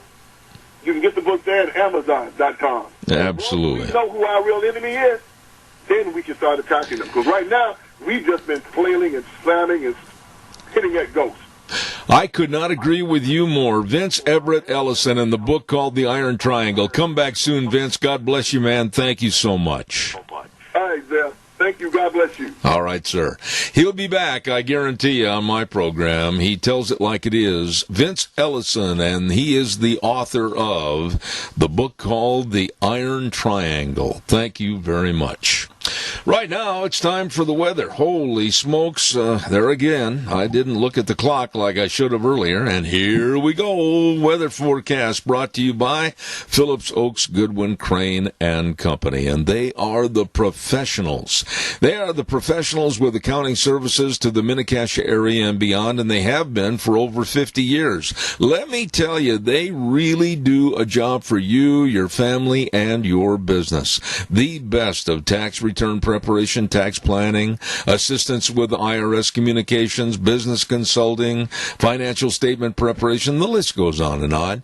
These people really care about you. Be sure and get a hold of them today with offices in Burley and Rupert. The Professionals, Phillips, Oaks, Goodwin, Crane, and Company. And right now, here's Gina with the weather. Due to the inversion, smoke's going to be sticking in the area for the next couple of days. Here's a look at your weather forecast. Widespread haze, especially for today. Sunny skies. We are expecting a high of 79. Not really much of a breeze to speak of. Tonight, widespread haze again. Mostly clear skies with a low of 38. Tomorrow, pretty much the same with a high of 81. Overnight low of 40 by Thursday. Mostly sunny skies. Looks like the haze is going to stick around for the day as well. High of 80 with an overnight low of 41. And that's a look at your weather. For Devin DeRay. Thank you, Gina. And the weather, of course, brought to you by friends that I really appreciate. They've helped us. They can help you. The Professionals, Phillips, Oaks, Goodwin, Crane, and Company, with offices at 1710 Overland Avenue in Burley and 625th Street in Rupert. Phillips, Oaks, Goodwin, Crane, and Company.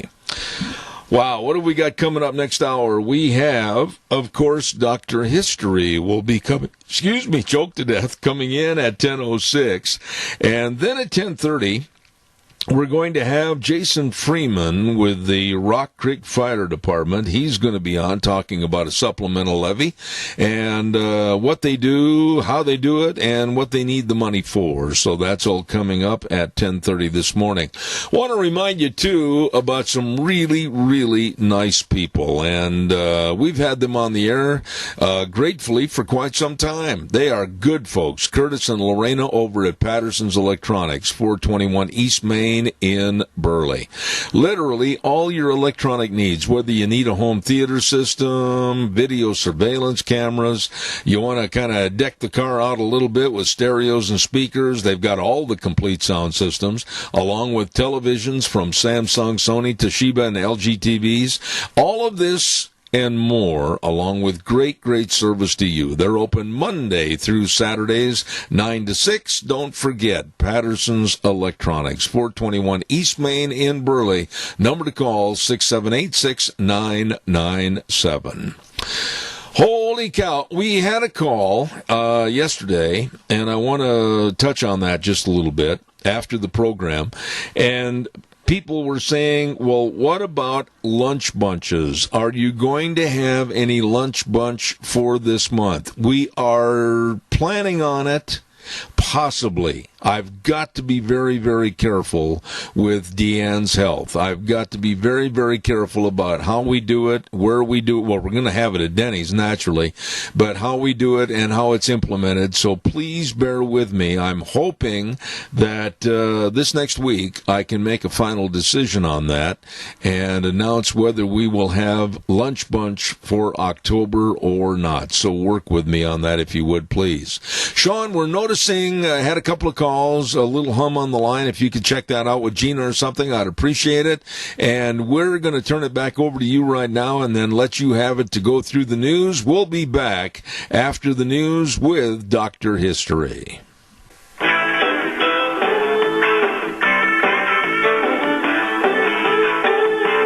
Yes, I am here. I was visiting with the Lone Ranger, our dear friend Dr. History. Zebeth Ranch brought to you by your Magic Valley. Les Schwab Tire Centers, all 7 locations serving you with a very safe, clean environment and, of course, the best in tires. And, of course, our friends at Burley Physical Therapy and Rehabilitation at 1263 Bennett Avenue, Suite 2 in Burley, helping you get back to being you. Want to remind you, too, about 7K Metals. These folks are so nice and so knowledgeable, Lon and Sharon. They invite you to give them a call on their cell phones and find out more about silver purchases sent to your home from 7K Metals. Silver is going up, up, up, up in value, and you can help yourself build your own financial security and future, and it's a valued treasure for your loved ones in the future. Contact Lon Hardy at 312-8699 or Sharon at 430-3259. Tell them I told you to call. They'll help you at 7K Metals. Right now, without any further ado, I never did understand where they come from, Shakespeare play or whatever. Here is a man that has been listened to in 35 foreign countries, and we're really proud of what we've done here on Zeb at the Ranch with Dr. History. Good morning, Zeb. How's my friend? Great. Beautiful day out there, sunshine, crops are looking great. Yeah, really good this year. Everything looks good. Yeah. You look good this morning, kind of dapper with a brand new golf shirt on. And my mask. And your mask, yes. We're being observant of the rules and regulatory means. Yes. So what have you got for us today? Well, do you have anybody to thank? Yes, I do. I want to thank Ian in New Jersey, and he is actually from British Columbia. And last week we did a story on Barkerville, British Columbia. Oh yeah, I remember that. And so he wrote and thanked us for that, and he said he's been to the little town of Moose Jaw. Really? Yeah, and he said it's not that far from the other end of the Moose. Wasn't there something else that took place at Moose Jaw? I don't know. He mentioned a hockey player that was from Moose Jaw. Maybe that was it. Yeah. So, how big a town is it today? I have no idea. Oh. Didn't look. Okay. So today we're going to talk about a guy by the name of Maximilian. Now, down in Mexico. So just a little background on this guy. Napoleon III invited this Maximilian to establish a new pro-French Mexican monarchy down there in Mexico. And when he was only 22 years old, he was a member of the ruling family. He was appointed as commander-in-chief of the Austrian Navy in 1854 to 1861. Oh, he's not originally from Mexico. No. He actually was, in 1859, approached by Mexican monarchists, members of the Mexican nobility, with a proposal to become the emperor of Mexico. So he was not Mexican. Didn't a lot of Americans go down as kind of free spirits and try to fight for him? They could have done, yeah. But he... eventually, things did not turn out good for him.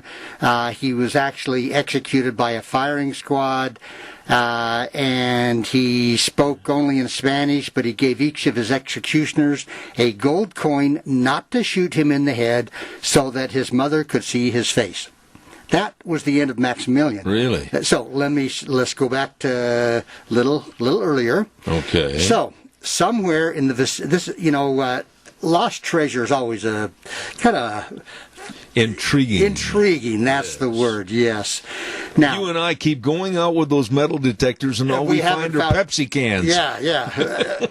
No, we're not very successful. So anyway, somewhere in the vicinity of Old Horsehead Crossing of the Pecos River. Horsehead Crossing in the Pecos River in southwest Texas. Been there. Okay, there lies a fortune believed to be worth $1 million.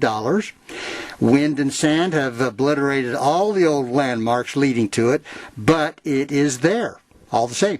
Now, at least this is the belief of many old-timers, and there seems to be enough proof to place the yarn out of the legends class and give it a pretty strong basis that it is a real treasure. This was Maximilian's money? Yeah. And I'll explain how that happens. So there's a story connected with it, of course, and it begins with the Reconstruction period following the Civil War and starts out with a group of 5 ex-Confederates who one spring morning found themselves seated in their saddles on the north bank of the Rio Grande, some hundreds of miles below El Paso. Their leader, Bill Murdoch. Now keep that guy in mind. He's kind of our main character in this story. Okay. So Bill Murdoch. He just picked up the reins on his horse's withers and was about to enter the shallow waters of the river. And he said, quote, "There she lies, boys, land of fame and fortune." And he was saying, if we're going to get away from the carpetbaggers and those darn Yankees, and maybe help Maximilian, here's our chance. Darn Yankees. Mm-hmm. I think there was a movie about that, or a play. You won't even say what the play said. Okay, so his horse had already taken the first steps into this murky, dirty stream when one of his companions said, quote, "Hold it. Somebody's coming. By the saints and old Jeff, it's a wagon train." And that's how they talked back then. Yeah, darn. And such it was, 10 heavily loaded wagons drawn by mules and carrying with the grizzled Austrian caravan leader what declared to be cargoes of wool and hides. Okay, 10 wagons. And the leader, the caravan leader, was Austrian, and he said it was full of wool and hides. Okay, now, the Mexican drivers didn't speak any English, but the leader could talk with the ex-Confederates in their own tongue, and naturally the groups asked each other questions.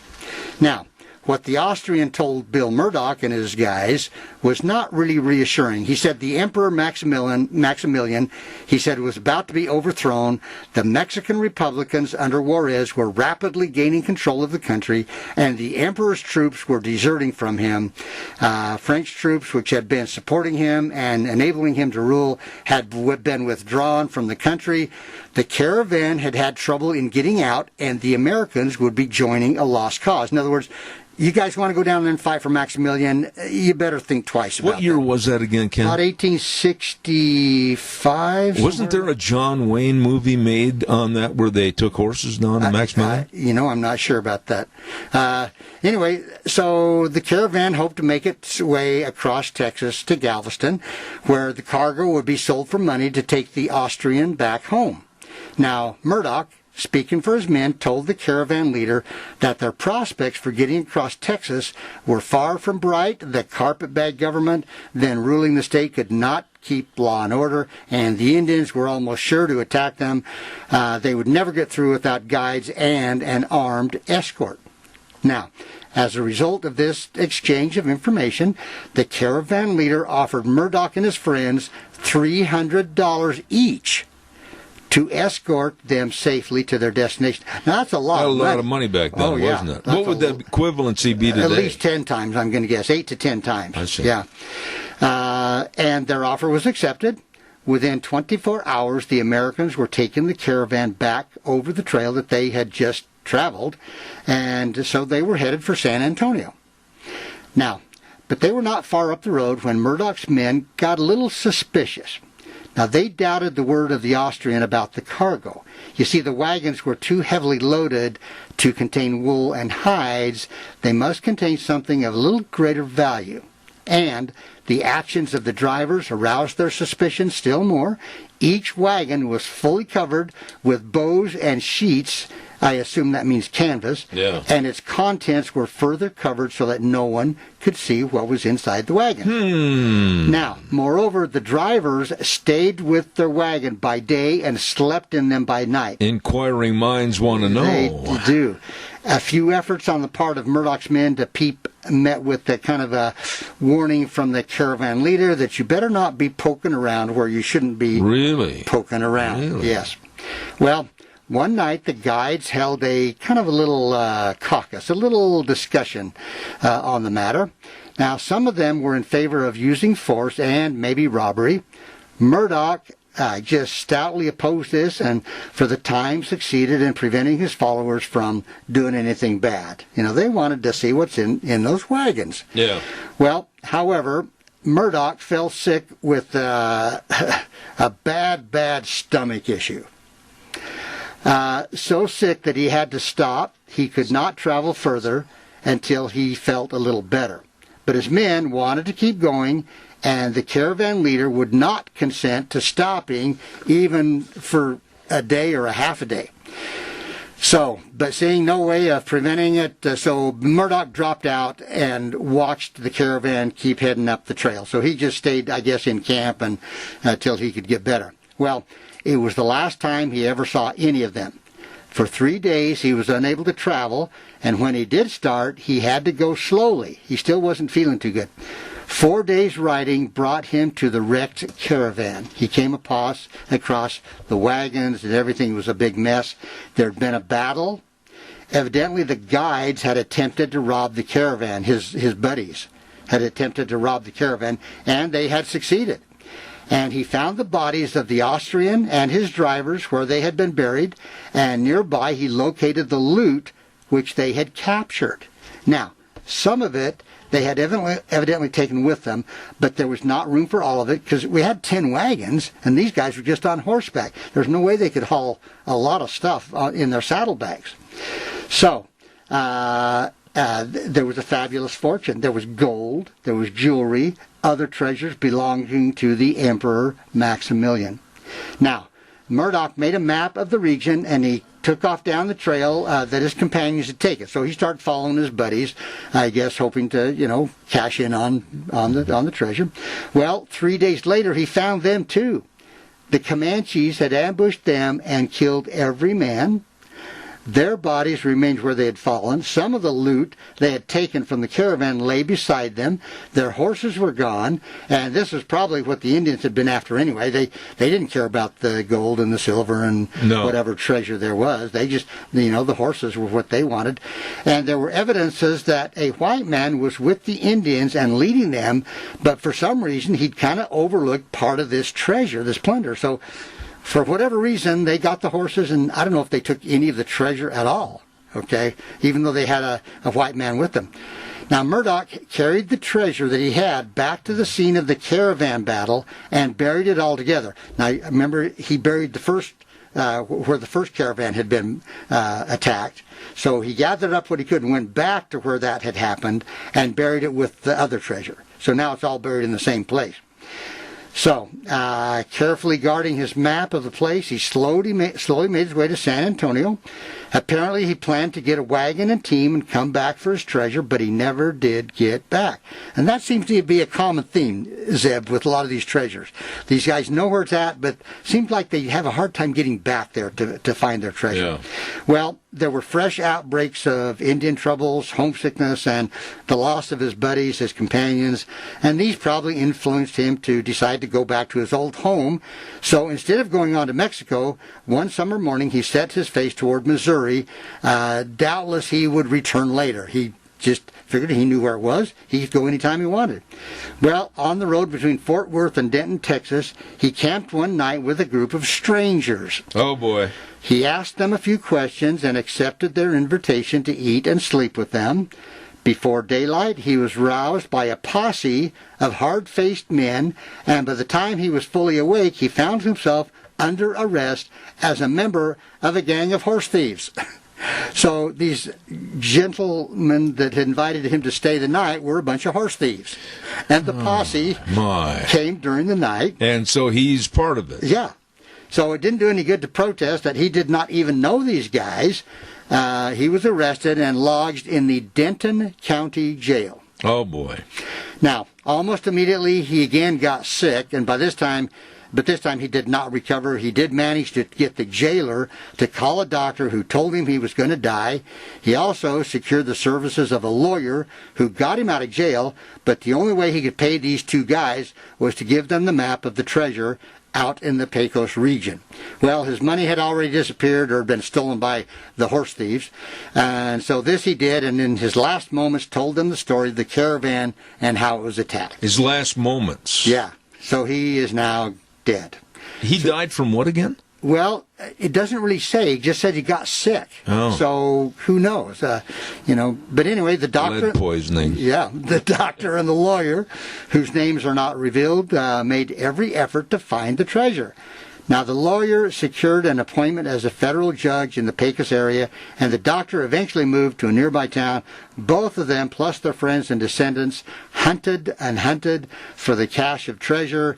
Traces of the old wagon tires were found, and we are told also some remains of the wagons themselves. The map indicated that the burial was at the edge of a small pond of water fed by a spring flowing out of the side of the hill, but drifting sand had obliterated all marks. Now, you think about that description, a small pond with a spring. How many thousands of those would be across the desert? I'm looking at Hagerman. Sure. Where do you go? Right. There's a lot of springs. Yeah. Anyway, thus far, no one has ever found the treasure. Now, Maximilian, of course, was captured, and as I mentioned, shot. And his crown jewels and other treasures lie buried under some pile of sand near the Horsehead crossing of the Pecos River. So it's not difficult to find the Horsehead Crossing, evidently. So I guess that is still a place, and I didn't look up on a map to see if I could actually find it. Yeah. But apparently it is not on a modern highway, but it is on the Pecos River. It's about 20 miles northwest of the town of Girvan, Girven. I don't know that. Which is a mile or so off the main Highway 67, southwest of a town called McCamey. Don't know that one either. It lies at the western end of a 12-mile canyon known as Castle Canyon. Don't know that. And again, these are all probably just very small areas. Yeah. But anyway, in the old days, the crossing was famous as the first watering place going west for about 90 miles. So it was a pretty famous and well-traveled spot. And in fact, John Butterfield operated a stage line over the Castle Canyon route before the Civil War. In 1866, Charles Goodnight and Oliver Loving drove a herd of cattle over that region, watering their almost starved herd at this place. The trail which followed up the Pecos went on up into New Mexico from the Horsehead Crossing. So, there's been a lot of hunters have looked for the treasure in a widely scattered area. There's rough, rocky ridges, some 10 miles north and a little west of this town of McCamey, Texas. Have you been there? I've never been there. Let me tell you something. Look up the word rough in the dictionary. Texas. Yeah. Yeah. But there's, Maximilian's treasures people have literally dug up hundreds of acres of ground. Natives of the area say that one party came all the way from Austria searching for the treasure. Some hunters have gone so far as to blast into solid rock with dynamite. Now, really? Why would you dynamite if you know the guy dug it with a shovel?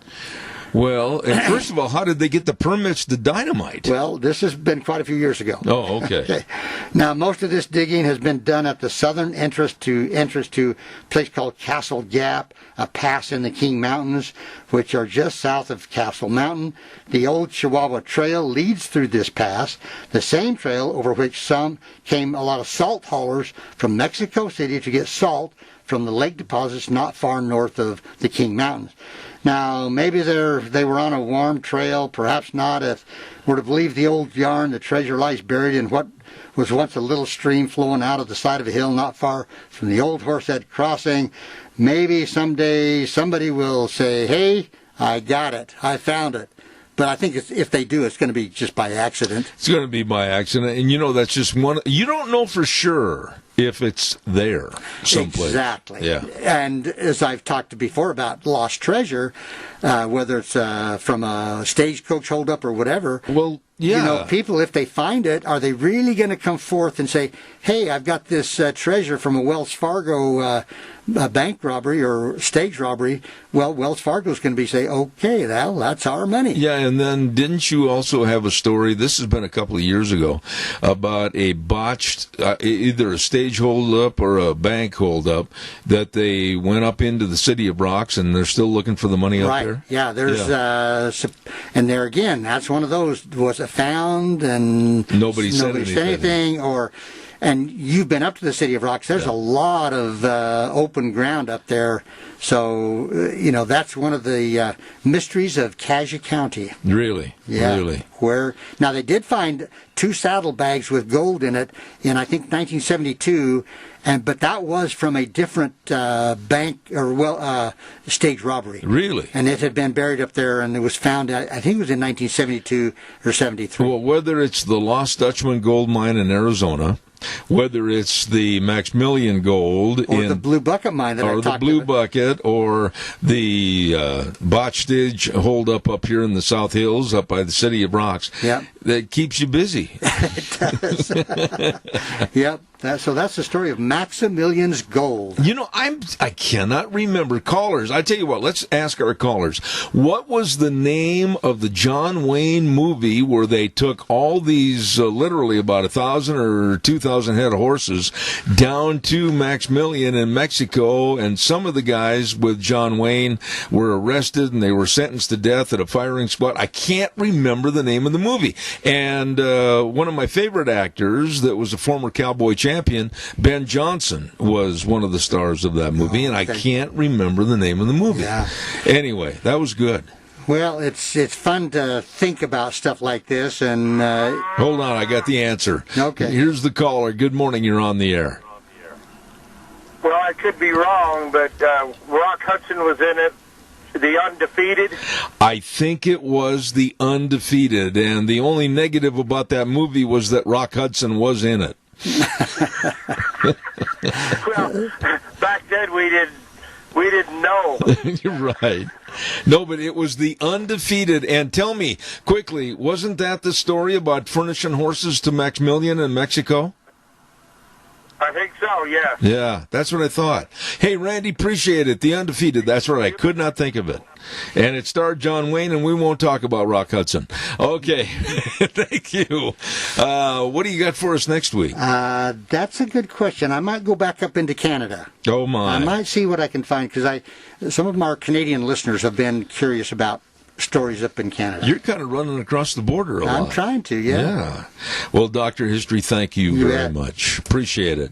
Ladies and gentlemen, Dr. History every Tuesday right here on Zeb at the Ranch. Want to quickly remind you before we send it back over to our main studio, Lee's Furniture, Floors, and More at 459 Overland in Burley. You need a good night's sleep? They've got all the mattresses from Simmons Beauty Rest mattresses. They've got them all. And, of course, don't forget they've got all your floor coverings, all your carpet, all your vinyl plank, everything. And what a selection of furniture for the comfortization and beautification of your home. Everything at Lee's Furniture, Floors, and More. Plus people that really, really know all about your home decorating needs. Check it out today. Stop in and see them. Lee's Furniture, Floors, and More at 459 Overland in Burley. They are waiting right now to serve you. We're going to send this back over to our main studios in just a moment. Don't forget, tomorrow on the program, we've got Dr. Carla Dean Graves coming back on to talk about COVID-19, and you don't want to miss this. She's going to answer a lot of questions. She's going to be on the air with us at 9:30 tomorrow morning. Right now, we're going to send it back over to Sean. We'll be back in about 3 minutes. And now, back to Zeb at the Ranch on AM 1230 KBAR. To reach Zeb, call 436-2244 or toll free 1-866-927-4587. And now, here is Zeb Bell. The biggest problem with the talk show is that when the microphones are off, I still keep talking, and I almost missed my cue right there as we go into our last 30 minutes. And we are very honored to have this gentleman come out to our studio. He's the captain of the Rock Creek Fire Department, and that's Jason Freeman. Good morning, Jason. How are you? Doing well. Yourself? Hanging in, hanging on with all the caution that we have to use during COVID, etc. You guys have been busy lately. Extremely busy. This has been a one for the record books. What's the manpower of the Rock Creek Fire Department? So we have 7 full-time employees, and we're supplemented with reserve staffing. Currently, our model is 48-96, meaning our full-time personnel are on for 48 hours at a time, and then take 96 hours off. Wow. That's similar to what my son is up in Boise. I just can't believe the schedule that you must have had to maintain with the Badger Fire and everything else that's taken place, and I'm sure a lot of other fires over the last 3 weeks. Yes, it is. Again, it's been one for the record books. So, what's a day like in the life of Jason Freeman? Well, I show up to work and immediately jump on quality assurance for our reporting system. We do all of our own maintenance. Aside from that, we do a lot of public service stuff. We go to private residences and help with smoke alarms. We help with controlled burns out in the district, test hoses, hydrants, business inspections, and answering emergency calls. I see. How long has the Rock Creek Fire Department and or district been in effect? Since 1992. Really? Yep. So it's been around for a while and has been growing. Yes. I see. You guys need some more money. Correct. Yeah. As I alluded to, the district was formed in 1992, and at the time, the levy rate was established at the lowest possible legal rate at that time. But here we are almost 30 years later, and our call demand has increased exponentially, and without any additional income. So our operational costs are now outweighing our ability to provide those services. Okay, now Jason, I'm going to have you back up just a little bit because the mask is getting on the mic. Sure. How big an area does Rock Creek Fire District cover? 212 square miles. 212 square miles, and based out of Kimberly, right? Primarily, we do have 3 stations, but only the station in Kimberly is manned. We have a station here in Murtaugh, and we have another one at the corner of 38 and 32, south of Hanson. Correct. Okay, and if a call comes in, give us the scenario. Let's say that it's at a farm or a ranch south of Hanson. What happens? Whoever the full-time personnel are will jump on the appropriate apparatus and start running that way, whether it's a med call, a fire call. That's going to determine what type of apparatus is responding. It's also going to determine whether we need additional help from Twin Falls or our surrounding fire districts. Samatrac helps us out quite a bit as well. Now, the money that you need will hopefully on this levy, what will it do? What will it provide? It will allow us to continue providing the services that we currently are providing. So you're saying there might be cutbacks? Correct. And what would those cutbacks be? Those would be laying off of full-time staff. Wow. So here's a service that people have become reliant on, and they trust, and they know that they're going to be there, and maybe they won't be. Correct. So what's the bottom line? Some people, I'll bet you dollars to donuts, are going to say, well, that's just a ploy to get more money. How would you respond to that? Well, certainly the facts are on our side, and we're completely transparent. We'd be absolutely perfectly fine with getting that information out. And so if anybody has any questions, they're welcome to call us. Absolutely. Yep. And they can call in here right now. Absolutely. So what kind of dollars are we looking at? I believe the amount for the supplemental levy is $605,000. Okay, and that's on a per annum basis? I'm sorry? Per annum? Yes. Or is it a one-time shot? It's a one-time shot, but it's good for 2 years. I see, good for 2 years. And the money would be used for what? It would be used to, again, secure the level of service that we're already providing. Okay, it's not going out and buying a whole bunch of new equipment or anything. It's to provide the same level that you're doing right now. Correct. With inflationary costs, you need that money. Correct. What are the negatives against having this pass? Well, one of the misconceptions I'd like to clear up, because I get asked this all the time, is if we've already sought a levy, why are we seeking another one? Yeah, I've heard that. Yeah, the truth of the matter is it never passed. I see. The permanent override levy that we were seeking required a 2/3 majority vote, and we never quite got there. However, the percentages were very close. So that tells us the majority of our community are in favor of this, and that's why we're seeking the supplemental levy. It only requires a 50% vote, and it's on a limited time frame. What is the argument against providing a service that you never know if you're going to need it? I mean, what's the argument they use? I think everybody just kind of lives in their own bubble. You know, they think it won't happen to them until it does. Yeah. And maybe a way to counter that type of thinking is maybe you shouldn't be voting for yourself. You should be voting for your grandparents or your parents or your children. Yeah. How would the money be, and I want to phrase this correctly, but the money, 600 and how much thousand? $605,000. Is this going to be attributed in one lump sum, or is it broken down over a period of time, or how does that work? I believe we receive a remittance from the county twice a year, so I believe it would be split between them. But the problem that we're having right now is we're already 5-6 years behind the ball, and even if this levy passes, we won't receive that money until January of 2022. Oh, so you've got literally another good year and some months to wait. Yes. And your cost factors are going up, and people are on probably frozen wages, etc.? Yes. In fact, just to show some of the dedication of our full-time staff, we all voluntarily froze our wages where they are, not seeking a cost of living raise for this year and maybe not even next. How does it affect the taxpayers? I mean, break it down so that people can see a relationship with what you're wanting for an increase versus what it's going to cost them. So for the average property owner, it would cost somewhere around the neighborhood of $70 a year per 100,000 of assessed taxable value. Okay. But that number's not quite as scary as it sounds because it also doesn't take into account the homeowner's exemption, which is $100,000 or 50% up to $100,000. And I believe there's legislation going on right now that might actually increase that to $125,000. I see. Jason, there's a pair of black headsets right there. Put them on your head. We've got a caller. Okay. And we're going to hear the question. Go ahead, caller. You're on the air, please. Yeah, I support what they're trying to do in getting that levy. However, I do have a question. You said $605,000. Is that per year over the 2-year period, or is that $605,000 for the 2 years? I believe that is 600. I believe that's $605,000 for the 2 years. I can clarify that, and I will get with Zeb. Maybe he can put that back out on the air. Absolutely. I'd be happy to put that on the air. Please let us know. Sir, thank you for your call. I appreciate it. You know, for what you do and the chances of having a fire today seem greater than they were in the past. I don't know why.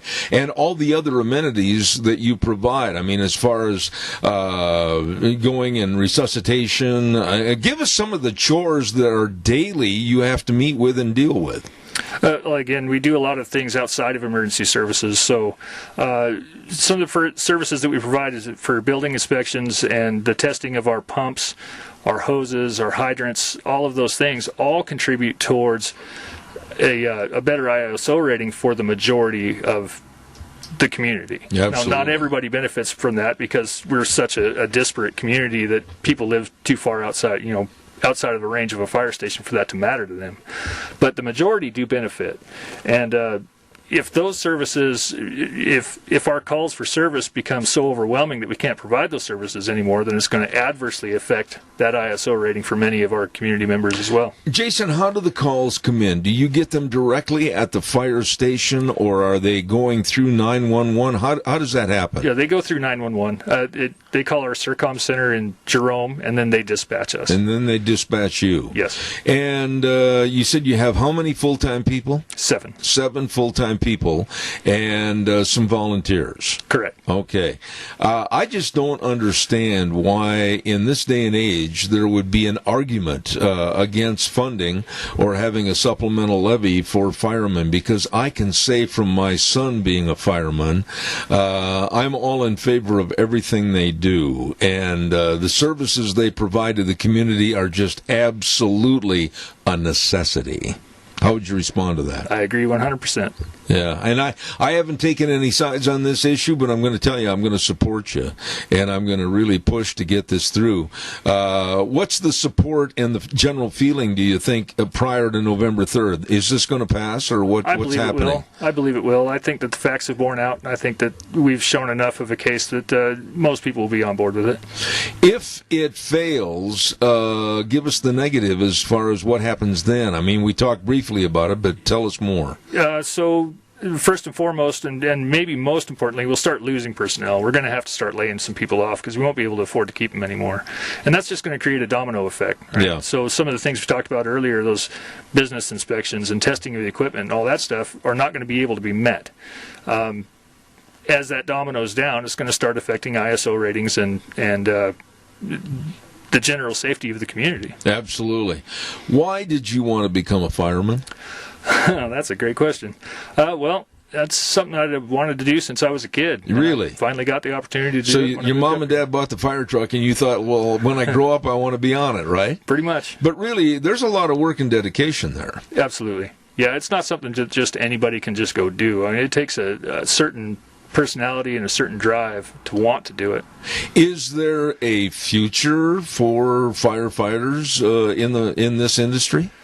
Absolutely. In fact, I would say I think 85% of the firefighters in the country are volunteer, and unfortunately it's a nationwide problem. Volunteerism is dropping off rapidly. So Really? I think as we see that continue, or that trend continue, then full-time firefighters are going to become more and more necessary. You know, it just absolutely blows my mind when you see the horrendous videos of 911 and the police and the firemen running to the problem while literally hundreds en masse are running running away from the problem. I just salute you and your courage. I sure appreciate that. Well, I think it's true with all firemen and all people in police work. What's the most daunting part of your job? I mean, what's the most serious or the one that you're the most afraid of? That's a great question. Honestly, right now, it's probably medical calls because there's so many of them, and we're always walking into a situation that's completely unknown, and we're in the middle of a pandemic, so we're certainly taking every precaution we can there. And my biggest fear is that I carry something that I'm not aware of and accidentally spread it to somebody else. So what kind of training do you have and the others with Rock Creek Fire Department? Let's just talk about your fire department in adjacency to everybody else. But, I mean, what kind of training as far as what do you have to know to be where you are today? Sure. So we're getting more and more education-based. Myself, personally, I'm educated up through Fire Officer 4. But a firefighter 1 at a minimum is what we require, and even out of our reserve staff. Tell us about what happened with your Rock Creek Fire Department at the Big Badger Fire up in the South Hills. You guys were working 24/7. Absolutely. I was down here answering local calls through most of that. My chief would have more information about that. However, I can say that his response was rapid. He got resources coming here as fast as he humanly could. And that was able to provide quite a bit of relief to the federal agencies that came in subsequently. So you had to have like a team captain working with the other team captains to try to stop that fire from, I guess it was horrendously close. My good dear friend Levi Perkins up in the canyon, it just barely diverted at his back door. Yeah, absolutely. And to be honest, a lot of that credit goes to one of our firefighters. His name is Taylor Hunsaker. I know Taylor very well. Yeah, Taylor did a great job. He was a task force leader, and took over for the structure protection group on that fire. I'll bet you there's not too many people up Rock Creek Canyon that had homes that were in dire jeopardy, and also Levi and others that probably they're not going to be against this levy. I would imagine that. I sure hope not. They saw what you guys do, and you have to do it 24/7. I'm just so proud of what my son is, and I'm proud of what you do. What about the vote on Election Day? How is it worded on the ballot? Tell us a little bit of information about that so people can understand what they're voting for. It does give the levy amount, and it also kind of breaks down what that would cost per 100,000 of assessed taxable value. As far as the exact wording goes, I'm not sure that I could articulate that without that paper in front of me. But it's going to be a simple yes and or no. Correct. Okay. Yep. And that's going to be on the ballot November 3rd. Yes. Okay. Well, I want to thank you for coming by. Is there anything you want to tell my audience before I let you go this morning? The only other point that I would like to make is I'm a taxpayer in this community too. So certainly if I didn't see the need for it, I wouldn't be advocating for it. Absolutely. But the 200 and how many square miles do you serve? 212. 212 square miles. And then having to work with also, I would say, on a kind of a friendly basis with like Cassia County's fire department, Twin Falls Fire Department, and others in kind of a teamwork type thing. Oh, absolutely. Huh? We have mutual agreement contracts with all those agencies as well. Well, I wish you well. You are an outstanding young man, and anytime I get to help the fire department and or police departments, I'm going to do it. And it'll be on the ballot for November 3rd, a simple yes or no for a supplemental levy for the Rock Creek Fire District, right? Correct. Okay. Jason Freeman, please know, if you would send me any and all information, I'll put it on the air in support of you guys any and all the time, I promise. I will do so. Thank you very, very much for coming all the way out here. We appreciate it. Thank you. All right. Go fight those fires. Will do. All right, sir. Thank you much. That, of course, is the captain, Rock Creek Fire Department, Jason Freeman, and I really urge everybody to vote yes. Yes. I guarantee you these people put their lives on the line, put their physical well-being on the line to help serve all of us, and I certainly want to see them stay in effect. Thank you very much. Appreciate it. We've got to get to the weather forecast, and our weather is going to be brought to you by Scarrows, but before we do that, I also want to mention a great place to go eat, and that's Edith's Cafe at 144 East Highway 81, right across from the golf course in Burley. My goodness, if you have not eaten there, you're in for a treat. If you have and you've taken your friends, you know exactly how great it is. Stop in or give them a call. They've got takeout orders, they've got catering, they've got it all for you. 878-2248. That number again, 878-2248. They're open Tuesday through Thursday, 11 to 8, Fridays and Saturdays, 11 to 9. What a great place. Edith's Cafe, 144 East Highway 81 in Burley. We're going to be taking some more calls in just a few moments, so stand by for that. But I also have to get the weather forecast almost on time. And the weather is brought to you by our friends Don Scarrow and the crew at Scarrow's Meats over in Jerome. 331 North Road, Jerome, to be exact, or you can go to their website, scarrowsmeats.com. Check out all the delicious meats. We're just a stone's throw away from all the holidays coming up, and you might need a turkey or a ham, or they've got all the pork ribs and the tri-tip and all the different flavored bacons and sausages. Oh, it's delicious at Scarrow's Meats in Jerome. And right now, here's Gina with the weather. Due to the inversion, smoke's going to be sticking in the area for the next couple of days. Here's a look at your weather forecast. Widespread haze, especially for today. Sunny skies. We are expecting a high of 79. Not really much of a breeze to speak of tonight. Widespread haze again. Mostly clear skies with a low of 38. Tomorrow, pretty much the same with a high of 81. Overnight low of 40 by Thursday. Mostly sunny skies. Looks like the haze is going to stick around for the day as well. High of 80 with an overnight low of 41. And that's a look at your weather. For Debit the Rain. Thank you, Gina. I appreciate that. And the weather brought to you by Don Scarrow and his excellent staff at Scarrow's Meats. 331 North Road, Jerome. The number to call, 324-7657. And they are changing the way we eat, one delicious bite at a time. All right, I'd love to hear a phone call. Come on in regarding any topic you want to talk about this morning, and we'll wrap the program up in a few minutes, but I've got some time for a call. Love to hear from you. One of the things that I am extremely excited about, can't wait to see and hear it tomorrow night, is the vice presidential debate down the road in Salt Lake City at the University of Utah between Mike Pence and Kamala Harris.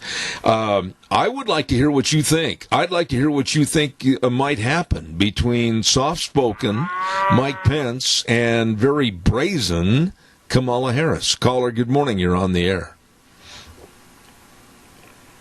Talk to me, caller. You're on the air. Go. Good morning, Zeb. I just wanted to make a comment. You know, I went into Sportsman's Warehouse yesterday, and I was looking for some bullets for my pistol, and they didn't have any. And they said they'd been out for quite a while. I hadn't heard this. That was the first inkling of an idea I had that there was a shortage on bullets again. Mm-hmm. I was trying to get a box of 38s, and they said they hadn't seen any of them for quite a while. Mm-hmm. And it looked like maybe there was 40 boxes of bullets in the whole store. They probably had 500 guns, and no bullets. Well, Jerry, I've heard this. That, needs to be checked up on. Yeah, I've heard this, that there is a shortage because there have been so many people across the United States making a run on new gun ownership and also refurbishing their ammunition stocks that all stores that I've checked on are extremely low in what's available to the public. Well, it just blew my mind. I didn't expect anything like that. I figured Trump was the president now, and there would be, ample supplies. Well, I think one of the... I'll get off the air. You got another caller. All right, Jerry. Wonderful day. May the Lord bless. He is, Jerry, with friends like you. Thank you very much. I appreciate that. Caller, I've got exactly a minute left, and then I've got to do a commercial. Go ahead, please. Well, that Vince, I didn't catch his last name, but the Iron Triangle book, he was talking about how many black had bought guns, and he just said that on your interview. Yep. And then, of course, since Antifa and Black Lives Matter, there's been a lot of people who have bought ammunition and guns. Right now, ammo is at a premium. Mm-hmm. And so I do not know if it's just because of supply and demand. I don't know. Now, quickly, because we're running out of time, Kamala Harris, if you've ever actually stopped and listened to her, she's not very bright. She really isn't. And she's, when it comes down to any serious issues, she just kind of laughs. And when she was been pinned down about whether or not she smoked pot, which she did, whether or not she left people in prison down in California, and she was absolutely ruthless, or whether or not she cared whether or not she called Joe Biden, whatever it was, a racist or a womanizer on the stage, when she was asked about it, she just laughed. And so I don't know that I would get the feeling, honestly, seriously, that she's probably still smoking dope.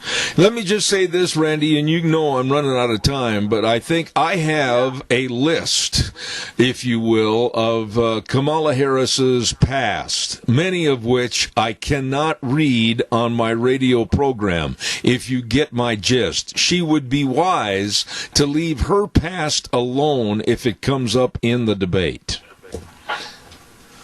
Well, I tell you, Mike Pence is steady, articulate, intelligent, and I'm going to tell you, he's going to clean her clock. And if he would have been, now I love Donald Trump, but if he would have been debating last week against Biden, it would have been mop-up time. I got to run, but I think I agree with you. Thank you very much. I appreciate it, Randy. God bless you, man. Hey, don't forget our major sponsor, your Magic Valley Les Schwab Tire Centers. All 7 locations with the best in tires for all vehicles. And right now, harvest is going on. They know you can't be broke down. They know you've got to have tire repair. They've got service trucks that'll be there on the farm, the dairy, to help serve you. Don't forget your Magic Valley Les Schwab Tire Centers. With all the tires, the best in brake service, front end alignment, shocks and struts, and batteries. All of this with service reigning supreme to take care of you. James and Buell, Dan on Pole Line in Twin Falls, Lane and Rupert, Mike and Jerome, Dave on Blue Lakes and Twin, the Twist family in Paul, and of course, don't forget my buddy Trent on Overland in Burley. The best serving you, your Magic Valley Les Schwab Tire Centers. We're going to run. We're going to say goodbye. Adios, amigo, for today, and be back tomorrow morning at 8:06. We always say the way things were, the way things ought to be, and the 4 words that mean the most to me on this program, in God we trust. Take care, everybody. See you tomorrow morning at 8:06.